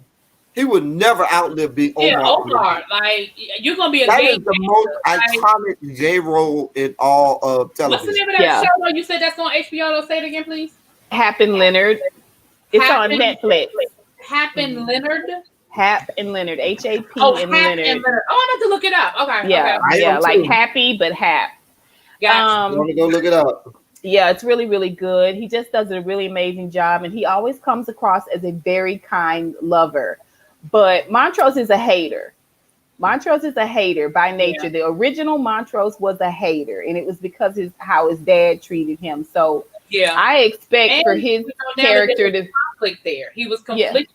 always, but he was always trying to kill Joy for whatever reason. You know, now we see what it could possibly be.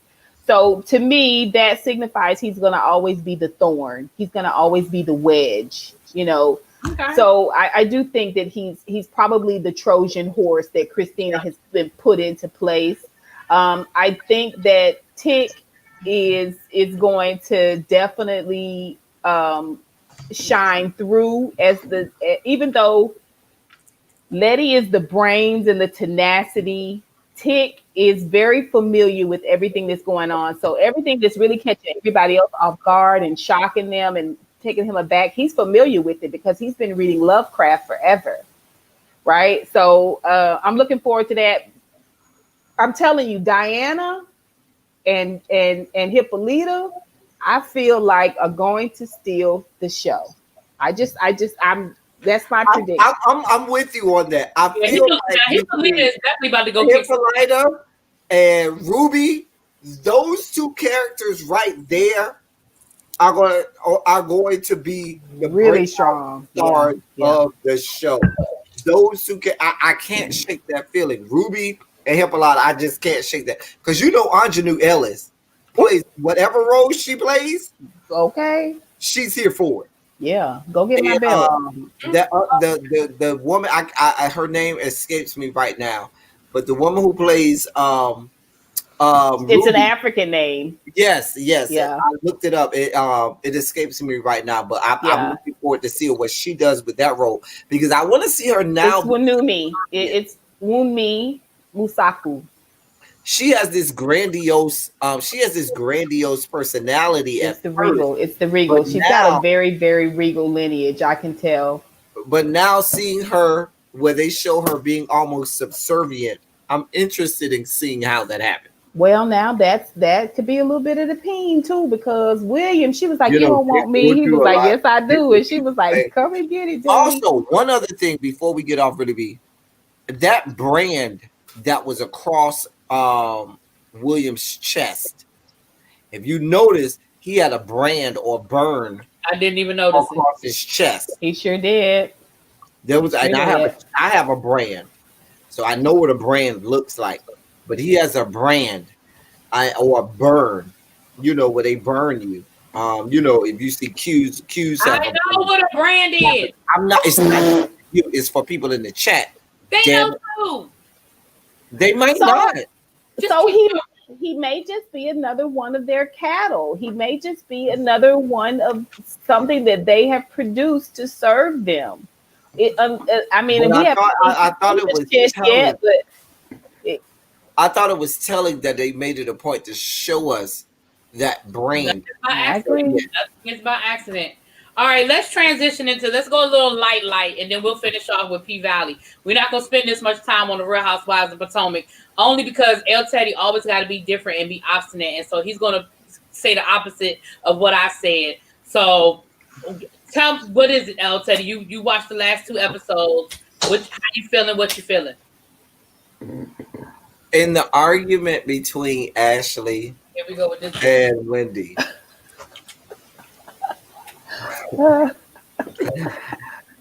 If Wendy had never introduced into this fight her degrees and stuff like that, I would have been 1,000% on Wendy's side.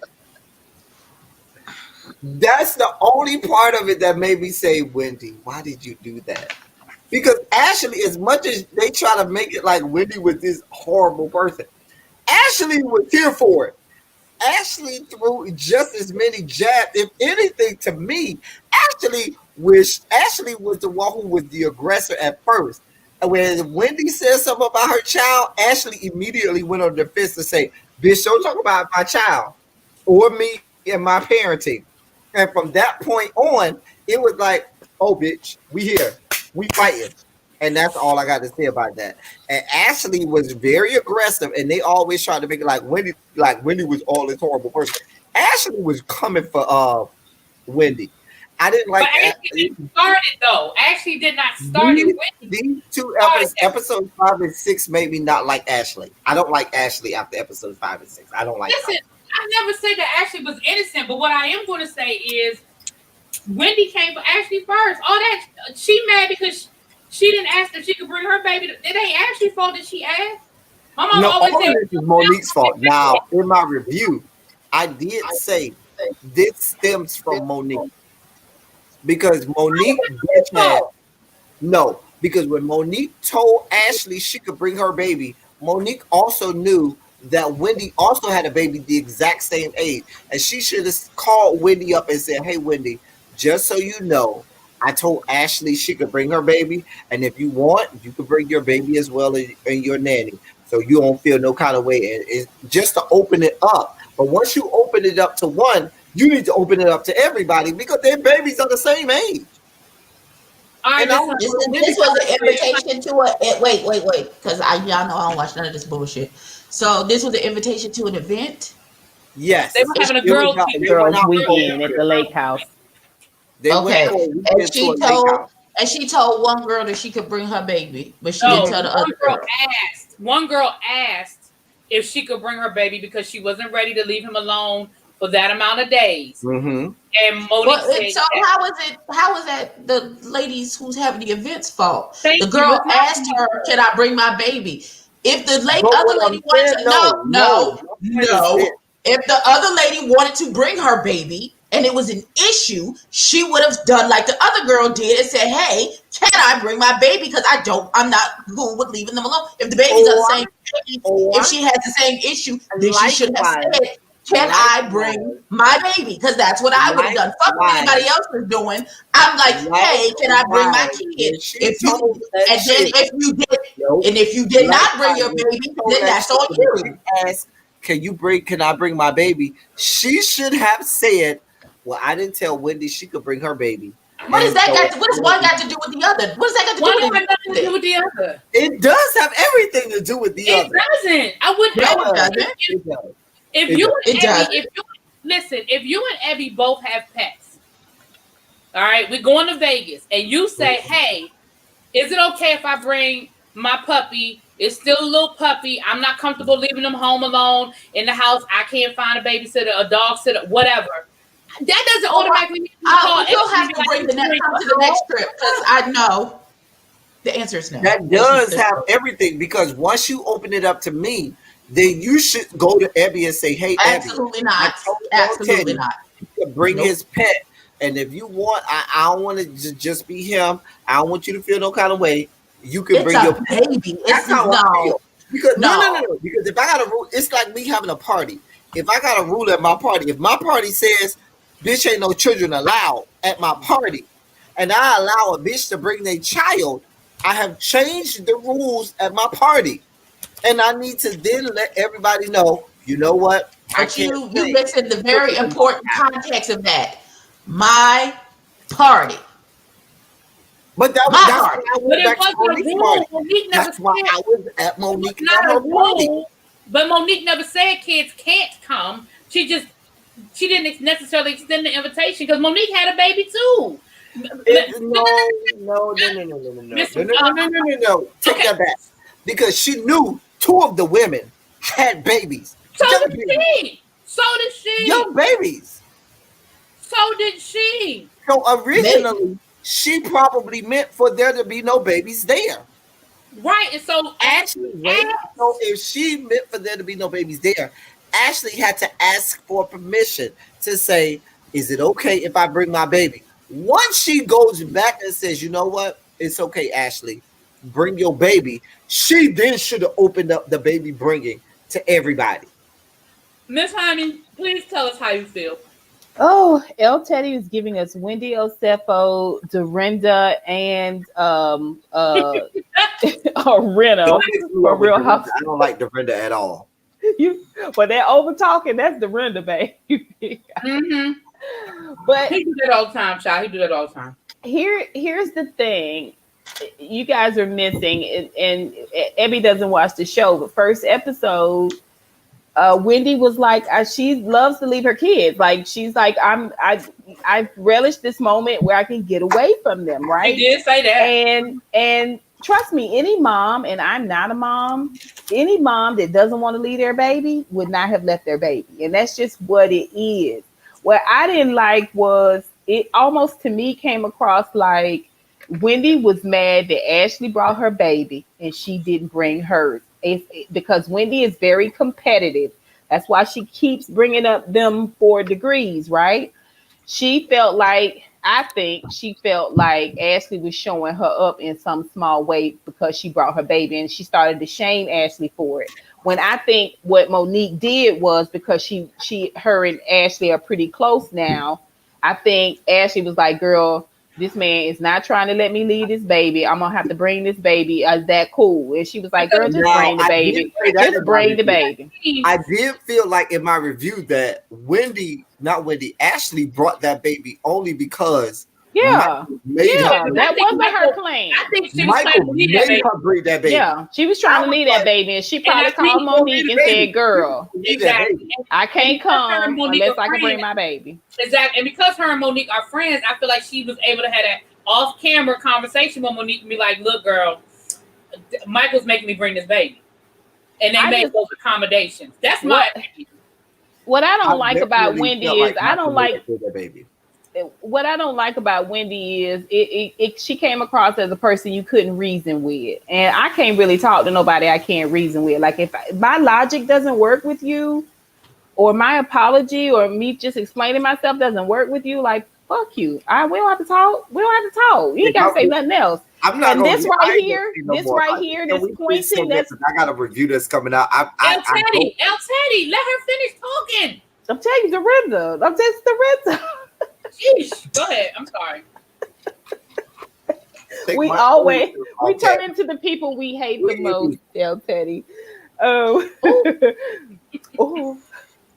Yeah, so I think that's what really made me side eye Wendy was like, girl, like the way you digging in, it makes you look bad. Even though you it just makes you look bad. That pointing, and when she gave her the choir hand for silent, I was like, oh no, windmill. It was just been straight windmill. I've been like, oh bitch, I know you ain't trying to silence me.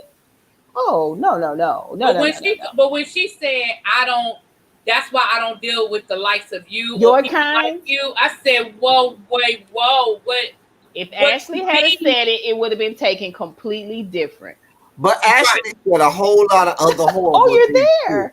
Don't make it like Ashley. Oh no! I never said that. Absolutely not. Taking this barrage of absolutely not.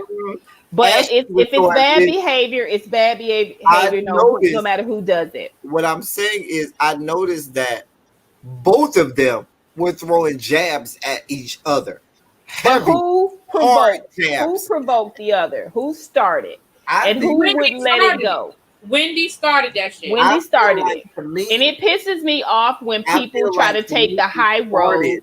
When Wendy said, well, why does Ashley get to bring her child and her nanny and things like that? First of all, Wendy didn't care about Ashley bringing her child no more than she cared about bringing her own child. Ashley immediately said, don't talk about my child or how I parent at all.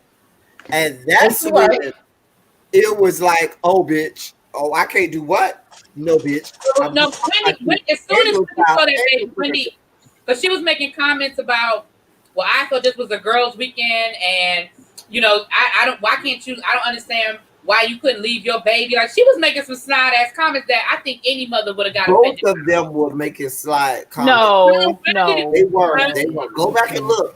Wendy started it though. That's what I'm saying. Wendy started that shit. Teddy, you giving me a colorist vibe now. Your last boyfriend, was he on the lighter side? I don't deal with the light skin, high yellow motherfuckers like that. I don't know. You showcasing for I'm not saying Ashley was but at some point you can't let somebody. I mean, Wendy is very demonstrative. You can't just She could not say But anything, I do or notice. she would have I beat her. do She have would have nothing whipped to her color, all but weekend. it does have to do with if colorism. Ashley I hadn't notice fought. now people are very accepting and apologetic for people that are more lighter skinned, and they are more accepting of what lighter skinned people do that are more demonstrative than they do of people that are darker skinned. When they're more demonstrative, because I loved how Wendy kept saying, "No, I'm passionate. I'm not being aggressive. I'm just being passionate." But she was being And aggressive. the But she thing was being about it is, aggressive. But she was being aggressive. Yeah, she was being aggressive. as aggressive. But it was as a before. result. No, It was Ashley as a result. was not She putting her was. names. Ashley did not call her names. Wendy called Ashley a Ashley bitch did. first. She did. No. Y'all need to go back and watch. She did. No, I just Wendy watched it called today. no. Wendy called Ashley a bitch first. She did not call her out her name first. And she also made that comment about the likes of you. What the fuck is that supposed to mean?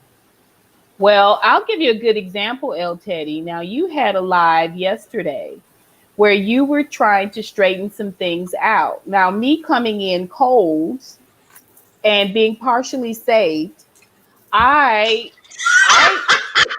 sorry. The partially saved took me. I'm sorry. partially saved. I didn't have the benefit of what provoked you, but what I do have is the fact that I've watched you. I know that for the most part, you give, commentary that's non-confrontational in that way. That's all I have to go by. My mom always says that when people round the corner and they see two people fighting, they don't see who right.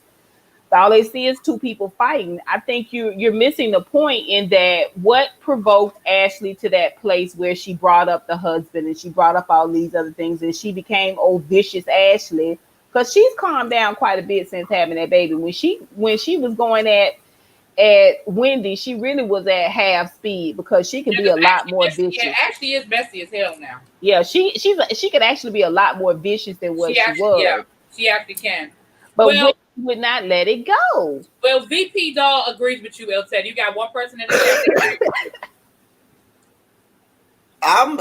When I watched it originally, Wendy was not even talking to Ashley. When you look at it, she was never talking to Ashley. She was talking about her. Now, don't act like Ashley. Oh, no. She was talking about her. I want to be talking about Ashley. Debbie, you walk in the room and somebody making snide comments about you having your baby. You gonna address it, right? The fuck you said, bitch? I heard what? Exactly. Her name. I'm sorry. What you said? I'm right here. I'm right here. What you said? I'm right here. What you said though? And while I'm right here. Trying to put your head up, I'd have blown you. Shawana actually said that. No, Shawana actually said that in response to Wendy saying that Ashley was broke. No, I mean to Wendy saying talking about how busy she was, whatever. Ashley put it out first. Ashley came out first and said, "My husband." She said, "My husband has to work. He has his own business." Yeah, because once again she was questioning because she was questioning why Ashley was there with her nanny with the baby, and she said because my husband has to work. And she said, well, my husband has to work. She said, well, my husband owns his own business. Well, my husband is a lawyer. That's how that started. Once again, Wendy started it. But my point is that whole argument, my husband owns his own business. What is the point of that? Now, consequently, I believe there was no point in Wendy talking about how many degrees she had. I ain't see no point in that either. That was a whole misnomer for me as well. But I wasn't here for Ashley. How Wendy came at Ashley, she should have been clotheslined off of that bar stool. Ashley ain't want no parts of Wendy. Now, if you want to go that route, Ashley, if I'm going that route, Ashley ain't want no parts of Wendy like that. Maybe not. Oh, no. And this is about, listen, I'm going to go down a horrible road, and I'm just going to tell you now. Ashley, I already have my finger on the mute button. I'm telling you now. Go ahead and put your finger over the mute button. Ashley gives me one of those high yellow, biracial girls who, when convenient, wants to sit on their black side and do all of these things that go way overboard to overcompensate for the fact that all of their lives they probably didn't feel like they were black enough. And so now she wants to go way overboard. Because when I watched it, I looked at it like, Ashley, that's not you, girl. And if you jumped into the arena, girl, you will get beat. She's a pageant girl. That is absolutely her in words. She's a pageant girl. And it's brutal. And so Pageantry and modeling is brutal. I watched it, and I haven't watched any of the seasons. I watched it. I was like, Ashley, you don't feel authentic in how you trying to come at Wendy like this. Like it didn't feel. It felt like Ashley has always been rah. Go back. I keep telling you. I don't know. I know, but that's why I'm telling you. I feel like Ashley has always been rah. I feel like if I was in a room with Ashley, she'll be doing all of this talking, and I'll be the grab her and drug her, and she'll be drugged across the concrete. She gets me Ashley can fight. I didn't say she can fight, but I said she got a mouth now. Ashley's always been a scrapper. Exactly. She give me one of them girls who's trying to overcompensate. They got a whole lot of mouth, and while you over there talking, I'm gonna reach for you and drag you. Because after a while, I don't want to hear you no more. Bitch, get over here. All right, okay, moving on. How do we feel about this storyline with Ashley and the husband at the script club with the boyfriend and the girl? How do we feel about that? I don't care. I just think that that's what they do. I mean, that's their arrangement. I think Ashley knew the whole time. I think Ashley knew the whole time. I think Ashley is very aware of her husband having a boyfriend on the side, and she's okay with it. That whore just had another baby by him. The only time she didn't have a baby yet. She's pregnant. Well, pregnant. I'm sorry. The only time he fucks her is to procreate. He doesn't want to procreate with her. This is the deal that they have. Right. I'm telling you, this is the deal. They renegotiated that prenup a couple of years ago, and I think that was the part of the renegotiation. That she needed to have X amount of kids. No, well, because she's the one that wants the kids. Right. So that's what I'm saying. But you have to think of the kids. She had to have X amount of kids. But listen, in order for them to stay together. You have to think of the kids as currency. A woman that's married to a man with money that doesn't have children, she loses a measure of value. So her having children adds to her value in terms of money. So if he wants to pull up, if he wants to leave, he's worth what, $25 million? Whether she got a prenup for herself or not, the kids gonna get a good deal of that because all of his other kids are grown and got their own money. Because if you go back to season 1, Ashley pretty much lets you know that they're swingers. She doesn't come right out and say it in those words, but she basically says, "Hey, we're footloose. That explains a lot because when that was introduced, I immediately felt like you're not telling her nothing that she don't know. If he's so willy-nilly told some bartender at a bar, I have a wife and a boyfriend, it said to me, oh, that he does have a wife and a boyfriend. And the wife knows about the boyfriend, but the she boyfriend knows about the wife. Right, but she can't say that because she's playing the long game. So no, but listen what I'm telling you. She's playing the long game. So a part of her upbringing is that she's partially Caucasoid. So she's descended from the Caucasus Mountains. Right. So she is going to act like she don't know. And when it really, really hit the fan and he decided he want to go ahead and be with Marvin or Melvin, or Tom. And she's gonna Dick or Harry, she's gonna play the victim. And I'm telling you, she's playing the long game. She's playing the long game. Trying to play the long game, but I guarantee you, when the time comes and she tries to go to court, she's going to be reminded real fast, hey girl, you have too much black in you. You're not going to win this. You're not going to win this battle. It won't go to court. He'll settle all the way out of it. Yeah, no, he'll settle out. He's going to settle out of it. She's going to win because she's going to be the mom of 2 that was cheated on. When I mentioned the Caucasoid, I meant she's going to then play this victim role where, oh, he cheated on me, when she knew all along what his propensities were. Right. Because this ain't the first time he's been caught up. She's very aware of his proclivities. She's very aware. When he drinks, he is a a handful when He doesn't know how to drinks. control his liquor. And you saw Ashley was worried about that when she said, "Babe, you were drinking. You know, we haven't been drinking drank in the whole year. You can't hold your liquor, like because when he gets because that's what happened last year. Well, when he was making those when he hit on Juan, somebody he would suck Juan's dick. He was drunk. I mean, quiet as it's kept, I would suck Juan's dick too. I wouldn't. He seems like he's got a sour, salty stack. I'll be here for Juan. And I've met Juan in person, and I know people very close to Juan. He looked like he played basketball all day and then come home and sit his sack on your sofa and stink it up. I understand. Listen, I'm here for all parts of Juan.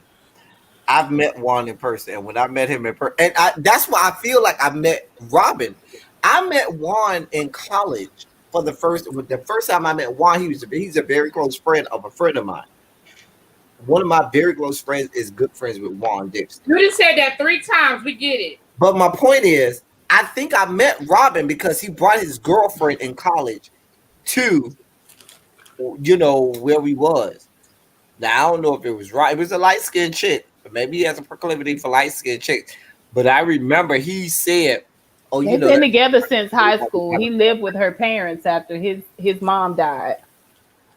He looks like you have to remind him to brush his teeth, though. Like, I'm not with him. What? Wow. So that's the transition that we need to move on to P-Valley, because remind him to brush. You know how your mama be like, did you brush your teeth? Did you wash your face? I feel like that's what she wants. God fix it. Oh, Jesus Christ. All right, let's just transition. Please, God, can we transition? Do Jesus and do him well. She said he looked like you gotta remind him to brush his teeth, God. I've already put this on my list. I just want y'all to know Hap and Leonard are on my list. It's so good. Who? I'm gonna start watching. Listen, I'm gonna start playing. Listen, it started playing. I'm gonna have to rewind it when we get off of here so I can catch what I missed. Because I got it's 3 seasons. I saw it's like 3 seasons. Right. So I got this Coca-Cola. I got some Coca-Cola and some granola. The paint is closed for now until season 2. How do we feel about the finale? I'm gonna start with you this time, Miss Honey. I loved it. I've loved every episode. I wish there was an episode 9. That would have just been, P-Valley saved the summer. Like, P-Valley saved the summer. Corona was going to take us under and have us all into deep depression. And then P-Valley showed up. You right? ain't lying. Yeah. We had a short season of Insecure, no Pose. What else comes on in the summer that we didn't get this summer, y'all? Something else comes on in the summer. Oh, we got a horrible Greenleaf. A horrible Greenleaf. We didn't get any Queen Sugar. No David Makes Man coming back no time soon. What else is it? That show that David Makes Man is coming back, from what I understand. It's coming back. What I'm saying is delayed. It's delayed. Oh, we didn't have any. What's that? The show about the drug dealer in LA? Power. Not Power. Snowfall. The one that Snowfall. That's usually in the summer. No Snowfall this summer. No Atlanta. We had you're right about that, Miss Honey. You were on the money with that. You're right. They saved the summer because you're right. Valley saved the summer, and shout out to Katori Hall. Like, that was some really, really good writing. It wasn't that Tyler Perry dumbed down. Everybody's stupid. Keep it basic writing. It was thoughtful. It was, the characters were layered, each and every one of them. Clifford, Clifford hands down was probably, and I predicted that Clifford and Murder were going to be the true love couple of the episode. I just knew it. I felt the way that in the first episode, though. I need him to fix it. I need a grand gesture from LaMarcus. I need him to fix this. Thank you. Well, I think he can definitely fix it. Clifford just has to come down off of that anger a little bit. When people speak when they're hurt, it is so much more vicious than if you just said something. Like, when you hurt people's feelings and they in that deep, Like he really forgot himself, and I said that in my review. But he came in there and he put his hand on Lil Murder. He forgot himself. He broke the same rule he told Murder not to break, which people cannot know. And you came right in there and sat down like, "Hey, boo," like y'all hadn't just jacked each other off in the woods. As a member of the spectrum, I feel like it was truly authentic to what would actually happen. In reality, Lil Murder, as much as we might have wanted to see Lil Murder and Uncle Clifford get together, it cannot happen. Not to the music industry. Oh, Mr. Udy, you have lost your mind. I'm just saying. Don't do TP like that. One of the best writers in what world? Oh, honey. Tyler Perry. You know this last movie he did it in 4 days, I heard. This last show that he did, bruh. They said he filmed it in 4 days. 19 episodes. He's filming. That's what he's doing right now. He's filming all of his shows in like 2 and 3 days. He's doing a whole season. Like, I feel like that's not something to brag about. Like, I wonder if those people we need to send some kites, like throw some kites over that wall and tell them to blink twice if you need help. Like, how in the hell? He says that no one can come and go when he's filming. So they live there on that set. But yeah, they're in the bubble, for COVID. They're in the bubble. Like, I feel like he's the McDonald's of, he's got $1 billion served, but that don't make it good. Because that fall from grace was raggedy as hell. And I stand by that. Bitch. Well, my thing about Ashtray, bitch. Going back to P Valley, I would have been upset if it would have just been this wonderful love story where Uncle Clifford and Lil Murder got together. That's not reality. It's just not reality. It's just not. And it just could not have happened. Now, I'm with you, Miss Honey. Uncle Clifford messed that up himself. It could have continued longer, but when Uncle Clifford came in there, and they're in this meeting, and he's sitting up here in front of this music executive who is a part of Tyler Perry's shows, who did show his peen, prosthetic or not, on Ruthless, and it was nice. Anyway, you know what I'm saying? No, because the guy who played the music exec was on that show Ruthless or whatever, Blue Kimball. Anyway, you can't come in there busting up in there, and then remember when he snatched the coat from the little girl? There were already footprints of him being way more, clingy than he should have. You know what this is. You know what he's selling. But okay, what Murder did. Here's my thing. I think he snatched that coat because it was his coat. Yeah. He let Lil Murder hold that coat. That wasn't Murder's coat to be throwing in the crowd. That's why he went and got that coat. I don't think it's because, that's my man getting here, bitch. He was like, no, bitch, give me back my coat. That's my good fur. Don't do that. Right. What you mean, bitch? No, that's not his word. The situation with Mercedes. Were y'all shocked to see that Mercedes went to her mom? Like, after all of that she went to her mother? I was like, what? What happened? When Mercedes went to her mama after she killed Montavious, because I think that's what the issue is. I think she's the one that shot him. Yeah, I think she's the one that actually pulled the trigger. Yeah. But that was, to me, that was the worst writing of the episode, of the whole series. Making her go back to her mom like that was, as a writer, I know if it was one of my students and I read that script, they would get marked down.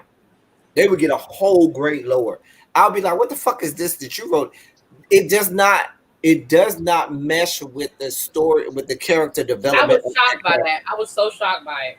It does not go with the character development of that character. And the only way they would be able to, get that grade back is to show me that, okay, here's the other part of the story that you haven't yet read yet, where it does mesh with the character development. But up to But the this level point, of dysfunction in that relationship, I'm not surprised that she went back to, because it's the only thing that she knows. Her mother has been shitting on her this whole time. This is not new. This is not new behavior for her mama. This is not new behavior for her and if mother's your mother has been relationship. shitting on you the whole time, and you haven't been able to depend on your But mother, she don't know. why you She going to doesn't your know mother? anything different. Listen, you got to listen to me. She don't know nothing different. When I say it's not like she's been shitting on her since she was an adult and could be taken advantage of her. Her mother's been shitting on her this entire time. That's all she knows is how her mother has treated her. And someone whose mother has shitted on them from childhood to adult, you are not going to that mother for anything. No, El Teddy. That's listen, not necessarily true. I was going to say, once Just because you wouldn't do that doesn't mean that someone else wouldn't do that. Exactly, because I have a very close friend who has the same type of relationship with her mom, and it wasn't. I mean, it was. I mean, that was their relationship their whole life, and I always, and as her friend, I kept saying, "Girl, like when you gonna cut them? Like at what point is enough is enough?" But she could not stop, and so because it was her mother. So it's not unrealistic. Maybe that's not you and your personality, and that's fine. But it's not unrealistic. People do it. That's the same reason why a woman continues to go back to the man that beats her. That's the same reason why, girl pulled the gun on Diamond. That's why Mississippi pulled the gun on Diamond. What I'm saying is, I'm not saying that does not happen. You are right. That happens. But what I'm saying is, let the writing be consistent with that. What I'd like to have seen from her is erratic behavior. One moment she's with the mom, one moment she's like, fuck you, mom. One moment she's with the mom. Give me that type of thing. Don't give me all of this fuck my mom, fuck my mom, fuck my mom, the whole. But it wasn't all fuck my mom, because when her mama met her in that fucking parking lot and went into that whole tirade, she still ended up giving her mama that money. And this is not the money to hold for her. This was additional money on top that wasn't going in the church fund. That was going in her mama's pockets. Right. She didn't even have her cash out for Uncle Clifford. And it wasn't the first time, because he said, your mama got you again. So it's not the first time she hasn't had her money that she's giving her mother all of her money. Her mom guilts her for it. Exactly. And a lot of people, I grew up in the church, so I understand that. It's right up there with step on a crack, break your mama's back. Like, people believe in these things. And you feel like if you don't do certain things, or you don't have this person that mediates for you between, they tell you, God talks to me and God said this. Well, God talked to me too, and he ain't confirmed none of that. Right. But that's always known. Listen, at this point, I'm going to just let y'all go. But let me just say this, El Teddy, because I went to get snagged. My whole reality or my whole space of looking at mothers is completely different. And it's probably going to anger a whole lot of people more so than it agrees with a lot of people. So I'm going to let y'all have at it. Listen, El Teddy, what happened in that room with Autumn and Montavious Hill and Clifford and Mercedes, they not talking about, even amongst themselves. So she went to a place where she thought she could receive some sort of absolution. She's looking for forgiveness. She said, because that's what she said to her mother. She said, you said God forgives everything. Because remember in jail when she was like, well, God forgave me for all that shit I did to you. So she's looking for that. She figured, hey, you said God forgives. Let me come in. And her mama was like, yeah, nah. That mama She really tried to have a God's got to tell you something. See, daddy, even sinners got soul. And her mama was like, no. That mama could get the front wheels and the back wheels. Okay. Come on. Yeah. But I understand. I'm not the type that is loving of mothers and stuff like that. That's just not my deal. That's not We got that, El Teddy, and I'm sorry to hear that, honey. Do you want to talk about that? No, I don't want to talk about it. I'm good with it. I'm in absolution with that. Yeah. Love is still yours to have. Mm-hmm. You know what I mean? Like love. It's yours to have. No one can keep you from that love. I had a great childhood. I was raised by a wonderful group of couple that loved me. Absolutely. Now that young lady who pushed me out, that's a whole different story. We understand. What about Haley and her corporate account name? I told y'all. I kept Do you telling think she y'all. has access to other corporate accounts to get more money, or do you think the 250 was all she was gonna get? No, she got more money. Because he said Okay. that. He said when he was talking about the guy that he killed that helped her set up the account, and he was like, he held your secrets to the very end. He said, but right at the very end, when that blood was rushing to his head before I dropped him off that damn building, he gave up that one account. And that's the one account that he was tracking. But she got access to more money. My thing is, y'all are just assuming that Mercedes is the one that pulled the trigger on that guy. At no point, only because of her emotional reaction. Exactly, but at no point during the entirety of that time that we saw anything did she ever have a gun in her hand or access to the gun.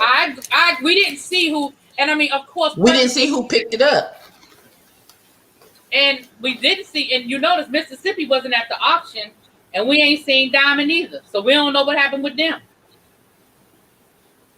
True. Well, Clifford didn't look like he was bleeding. Mercedes didn't look like she was hurt and bleeding.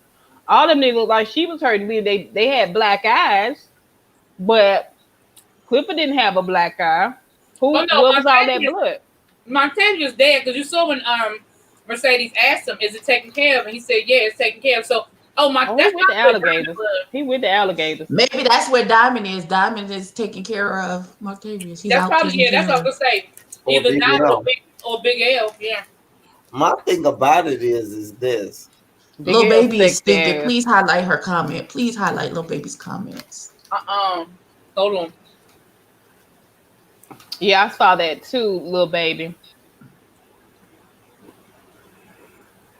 But look at this. What kind of was so they're in the same gang? Oh, they have the same ring. And Montavious say his boys know where he is. But I was going to say that I could see next season being that the gang that he's in, they come looking for the people who did him up, and so Clifford and Haley and all of them having issues with the gang that he says he's a part of. But they got Maine. When Maine gonna be off of that ankle monitor? We need him in action. First of all, Maine is in jail, and he's not the first time offender. He's a repeat offender. He's a recidivist. Okay. It's just IDs. It's just IDs. And it don't matter if when you're in certain states. But he didn't get in trouble for the IDs. He got in trouble for slipping off of that fucking monitor. They caught him off the monitor. That's what it is. Monitor. He didn't get in trouble for the IDs. That business is safe. When that little boy came to the line and Diamond was like, "Fuck it, it's the last night," I said, "You know what? Wherever Maine is, he's fine.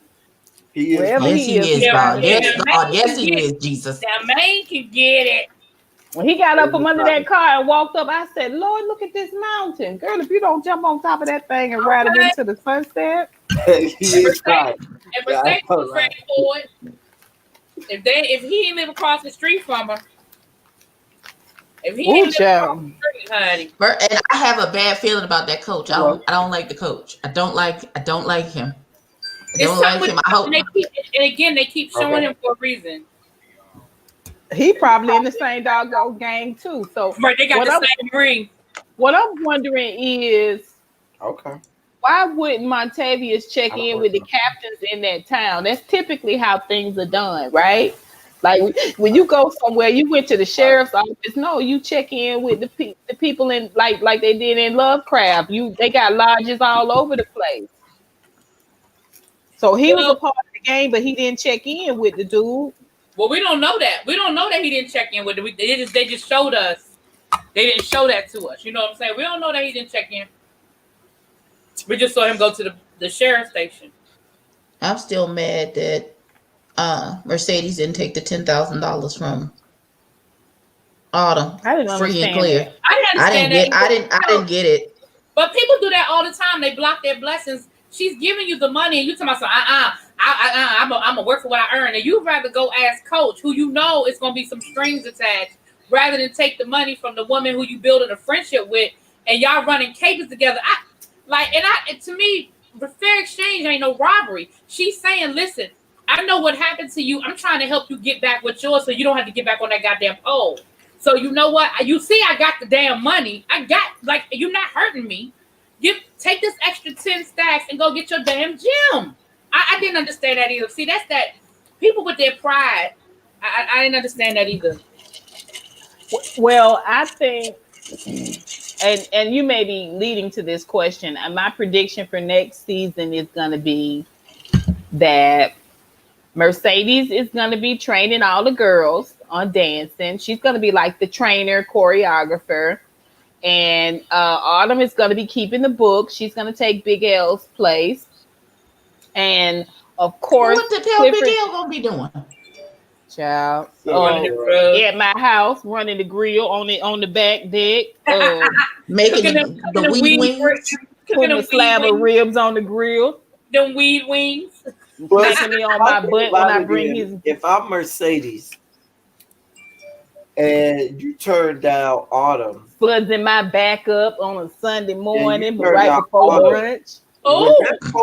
When that coach told her, "Oh, my wife already know," that would have been something that triggered me and said, "Wait a minute, wait a fucking minute." What right? Yeah.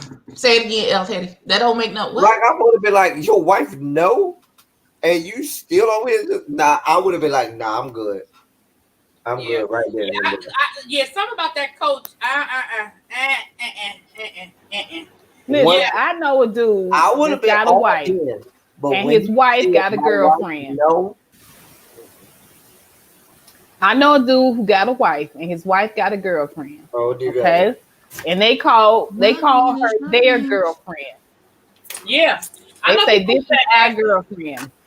Yeah, and he can get with the girlfriend, but only if his wife is there. Other than that, him and the girlfriend can't get together. I know people who in couples, and they have different rules for what they can and can't do when the other person isn't around and stuff like that. I know people who in those situations. Yeah, I have friends who've been in thruples like that. But that's how you end up with a John Gray situation. You got to keep your circle small. And when you're doing something like that, you got to keep it down to 2 people. If somebody told it was either you or them, but you throw that third person in there, it's gonna be a mess. You better not tell nobody but God. Okay, sorry. I had a color purple flashback. I'm sorry. I'm sorry. Okay, El Teddy, what are your predictions for next season? Are you? I think we'll get a lot more Diamond. Okay. But Katori said that though.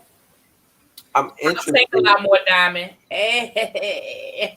I'm really interested in hearing about how the fuck did DJ 7 period class end up at the strip club? What is his name again, El Teddy? What's his name? What is his name, El Teddy? That's DJ 7 period class. DJ, where your mama at? Did she sign your permission slip? DJ, what bus you ride? His mama must know. Jesus. I think his mama probably was at the strip club at one point. I mean, he go to a private school though. He don't go to no. He look like he go to like a Montessori. That's why his mama was at the strip club, and the mom was probably a stripper, and this is her life. She got bills to pay. A. I mean, he wasn't a bad DJ though. He's a smart guy. He is. But when that man said he looked like a baby fetus and he was jumping around, I was like, yeah, he does. Listen, that M.I. Crooked Letter song, no? What? I like the first song. Pride, Mississippi, Pride. I like the song that Mississippi wrote for him. That second song that he did about cornbread and long bread. That was a song Mississippi wrote. Yep. Right. You're gonna call him that now, Shawana, thanks to El Teddy. El Teddy always giving people nicknames. I don't know why he always giving people nicknames. I do. And they said that all of the songs from the series are out on Spotify. They are. I have a playlist on Apple Tunes. Somebody made me. Somebody sent me a playlist. Ain't nobody send me a playlist. Y'all send a really beautiful playlist, and y'all ain't sending me a goddamn thing. But it is on Spotify. I don't have Spotify, so I didn't send anybody anything. I don't have a Spotify either, but y'all Spotify is free. It's open to the entire public. That means you too, El Teddy. I don't have a Spotify. I know, honey, but it's free. It's what download the app, and it's free. The Pose season 1 and 2 soundtrack is on Spotify too. There and was I mean, my life. Season 1 and season 2 soundtrack that I wanted, so it was not. Are you what serious? You can get is the Eric Jill Scott versus. Hold up, pause. Are you crazy? Did you just say that there are no songs on the Pose season 1 and 2 that you would want? None. What the fuck is wrong with you? Any song that they had on Pose, I either already had the original or I didn't want it. Oh, okay. I thought you were saying like they didn't have no good music. Okay, all right. I mean, it was all right. My life to that soundtrack, that playlist, bitch. What? There was nothing on season 1 that made me go up like that. Now there were some songs on season 2, and I was like, okay. What? I think you can listen to the playlist because I think there's some songs in there that you might not realize are on there that will have you get in your life. I'm sorry. These songs I already have. The fuck is wrong with you? Nothing's wrong with me. No, yes, it is something wrong with you. No, it ain't. Something wrong. I mean, they have good storylines, good acting, but music is not what I go to Pose for.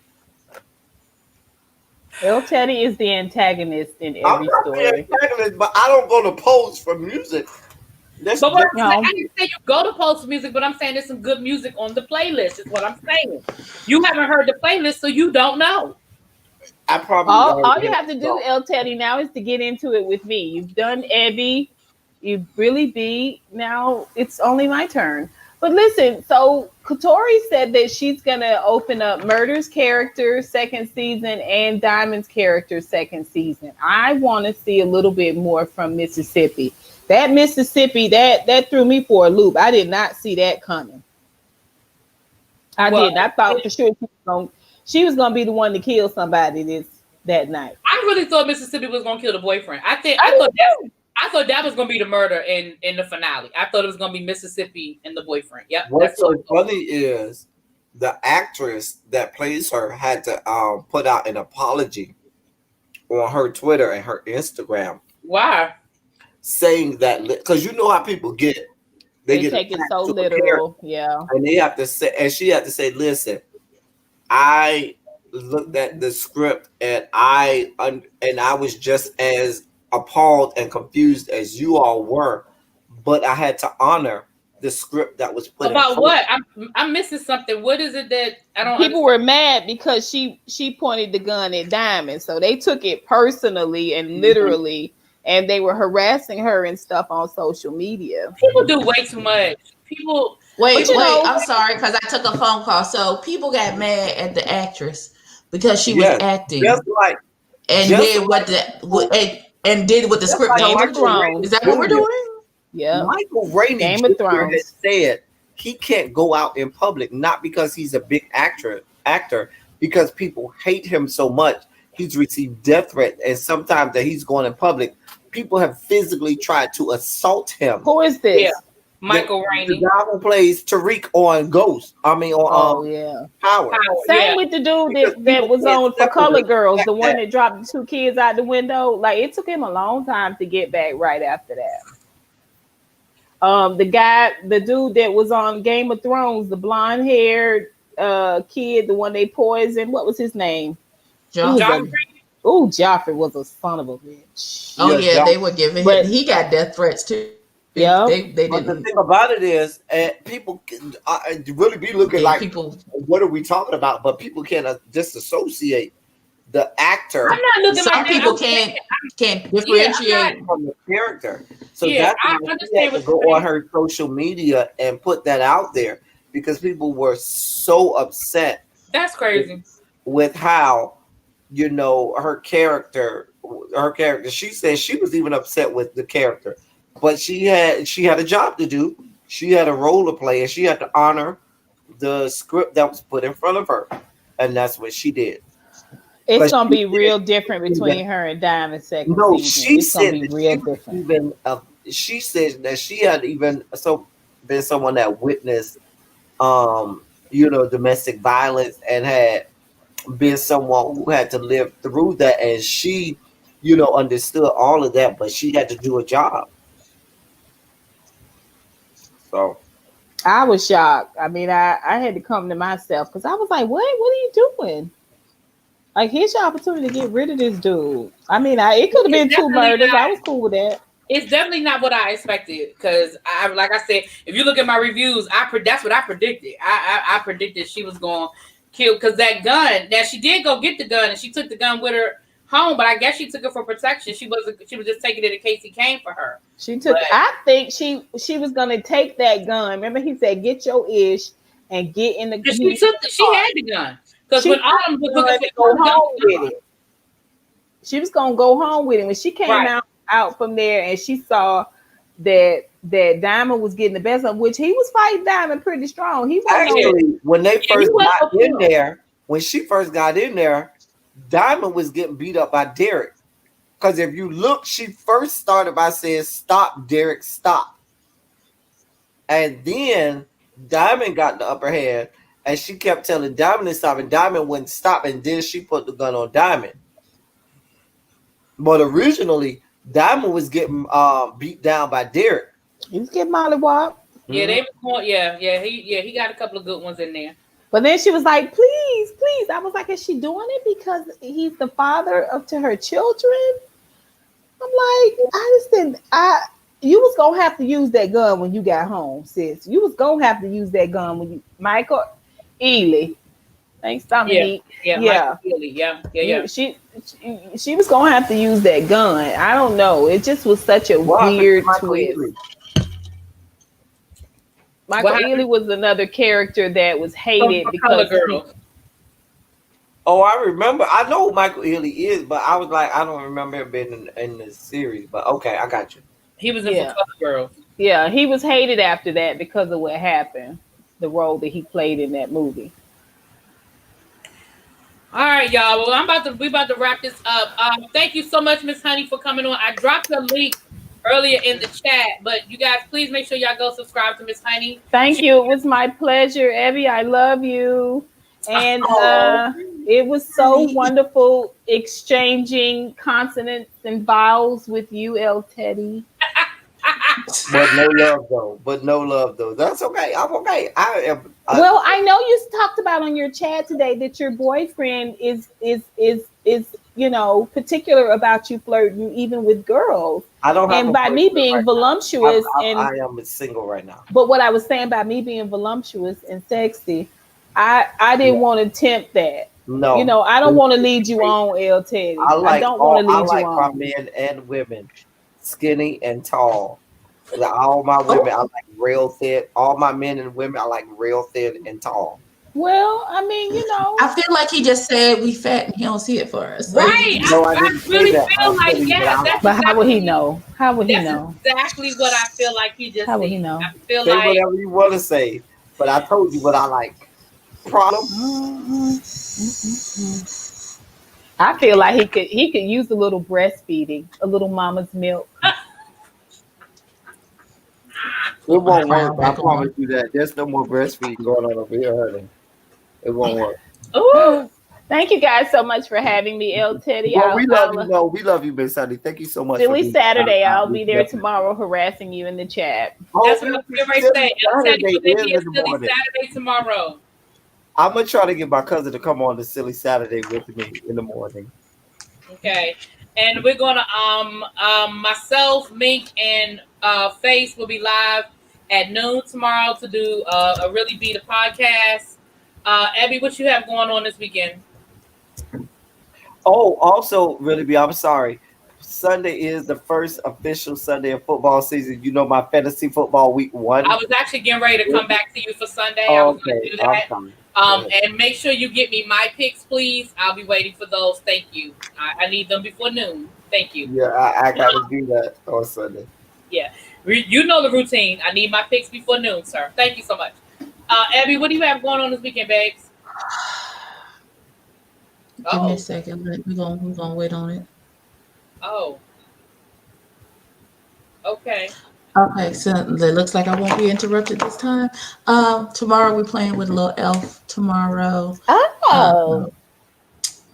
So I can take pictures. I got I don't know if y'all saw my unboxing, but they sent me Just got a an little elf merch. package. I just got an elf box. This is their lip balm. And That seems nice. You yeah, like this it? is a really nice lip balm. Very nude, very subtle. This is you'll called like that. Tough Cookie. Tough Cookie. I don't know nothing about that. Oh, okay. Abby likes that nude lip. Here's what we're not gonna do. Because I went through it today about my lips and my eyes. But I like that chocolate. That first one, it was beautiful. I don't know what. Yeah. I don't know what your problem was, but okay.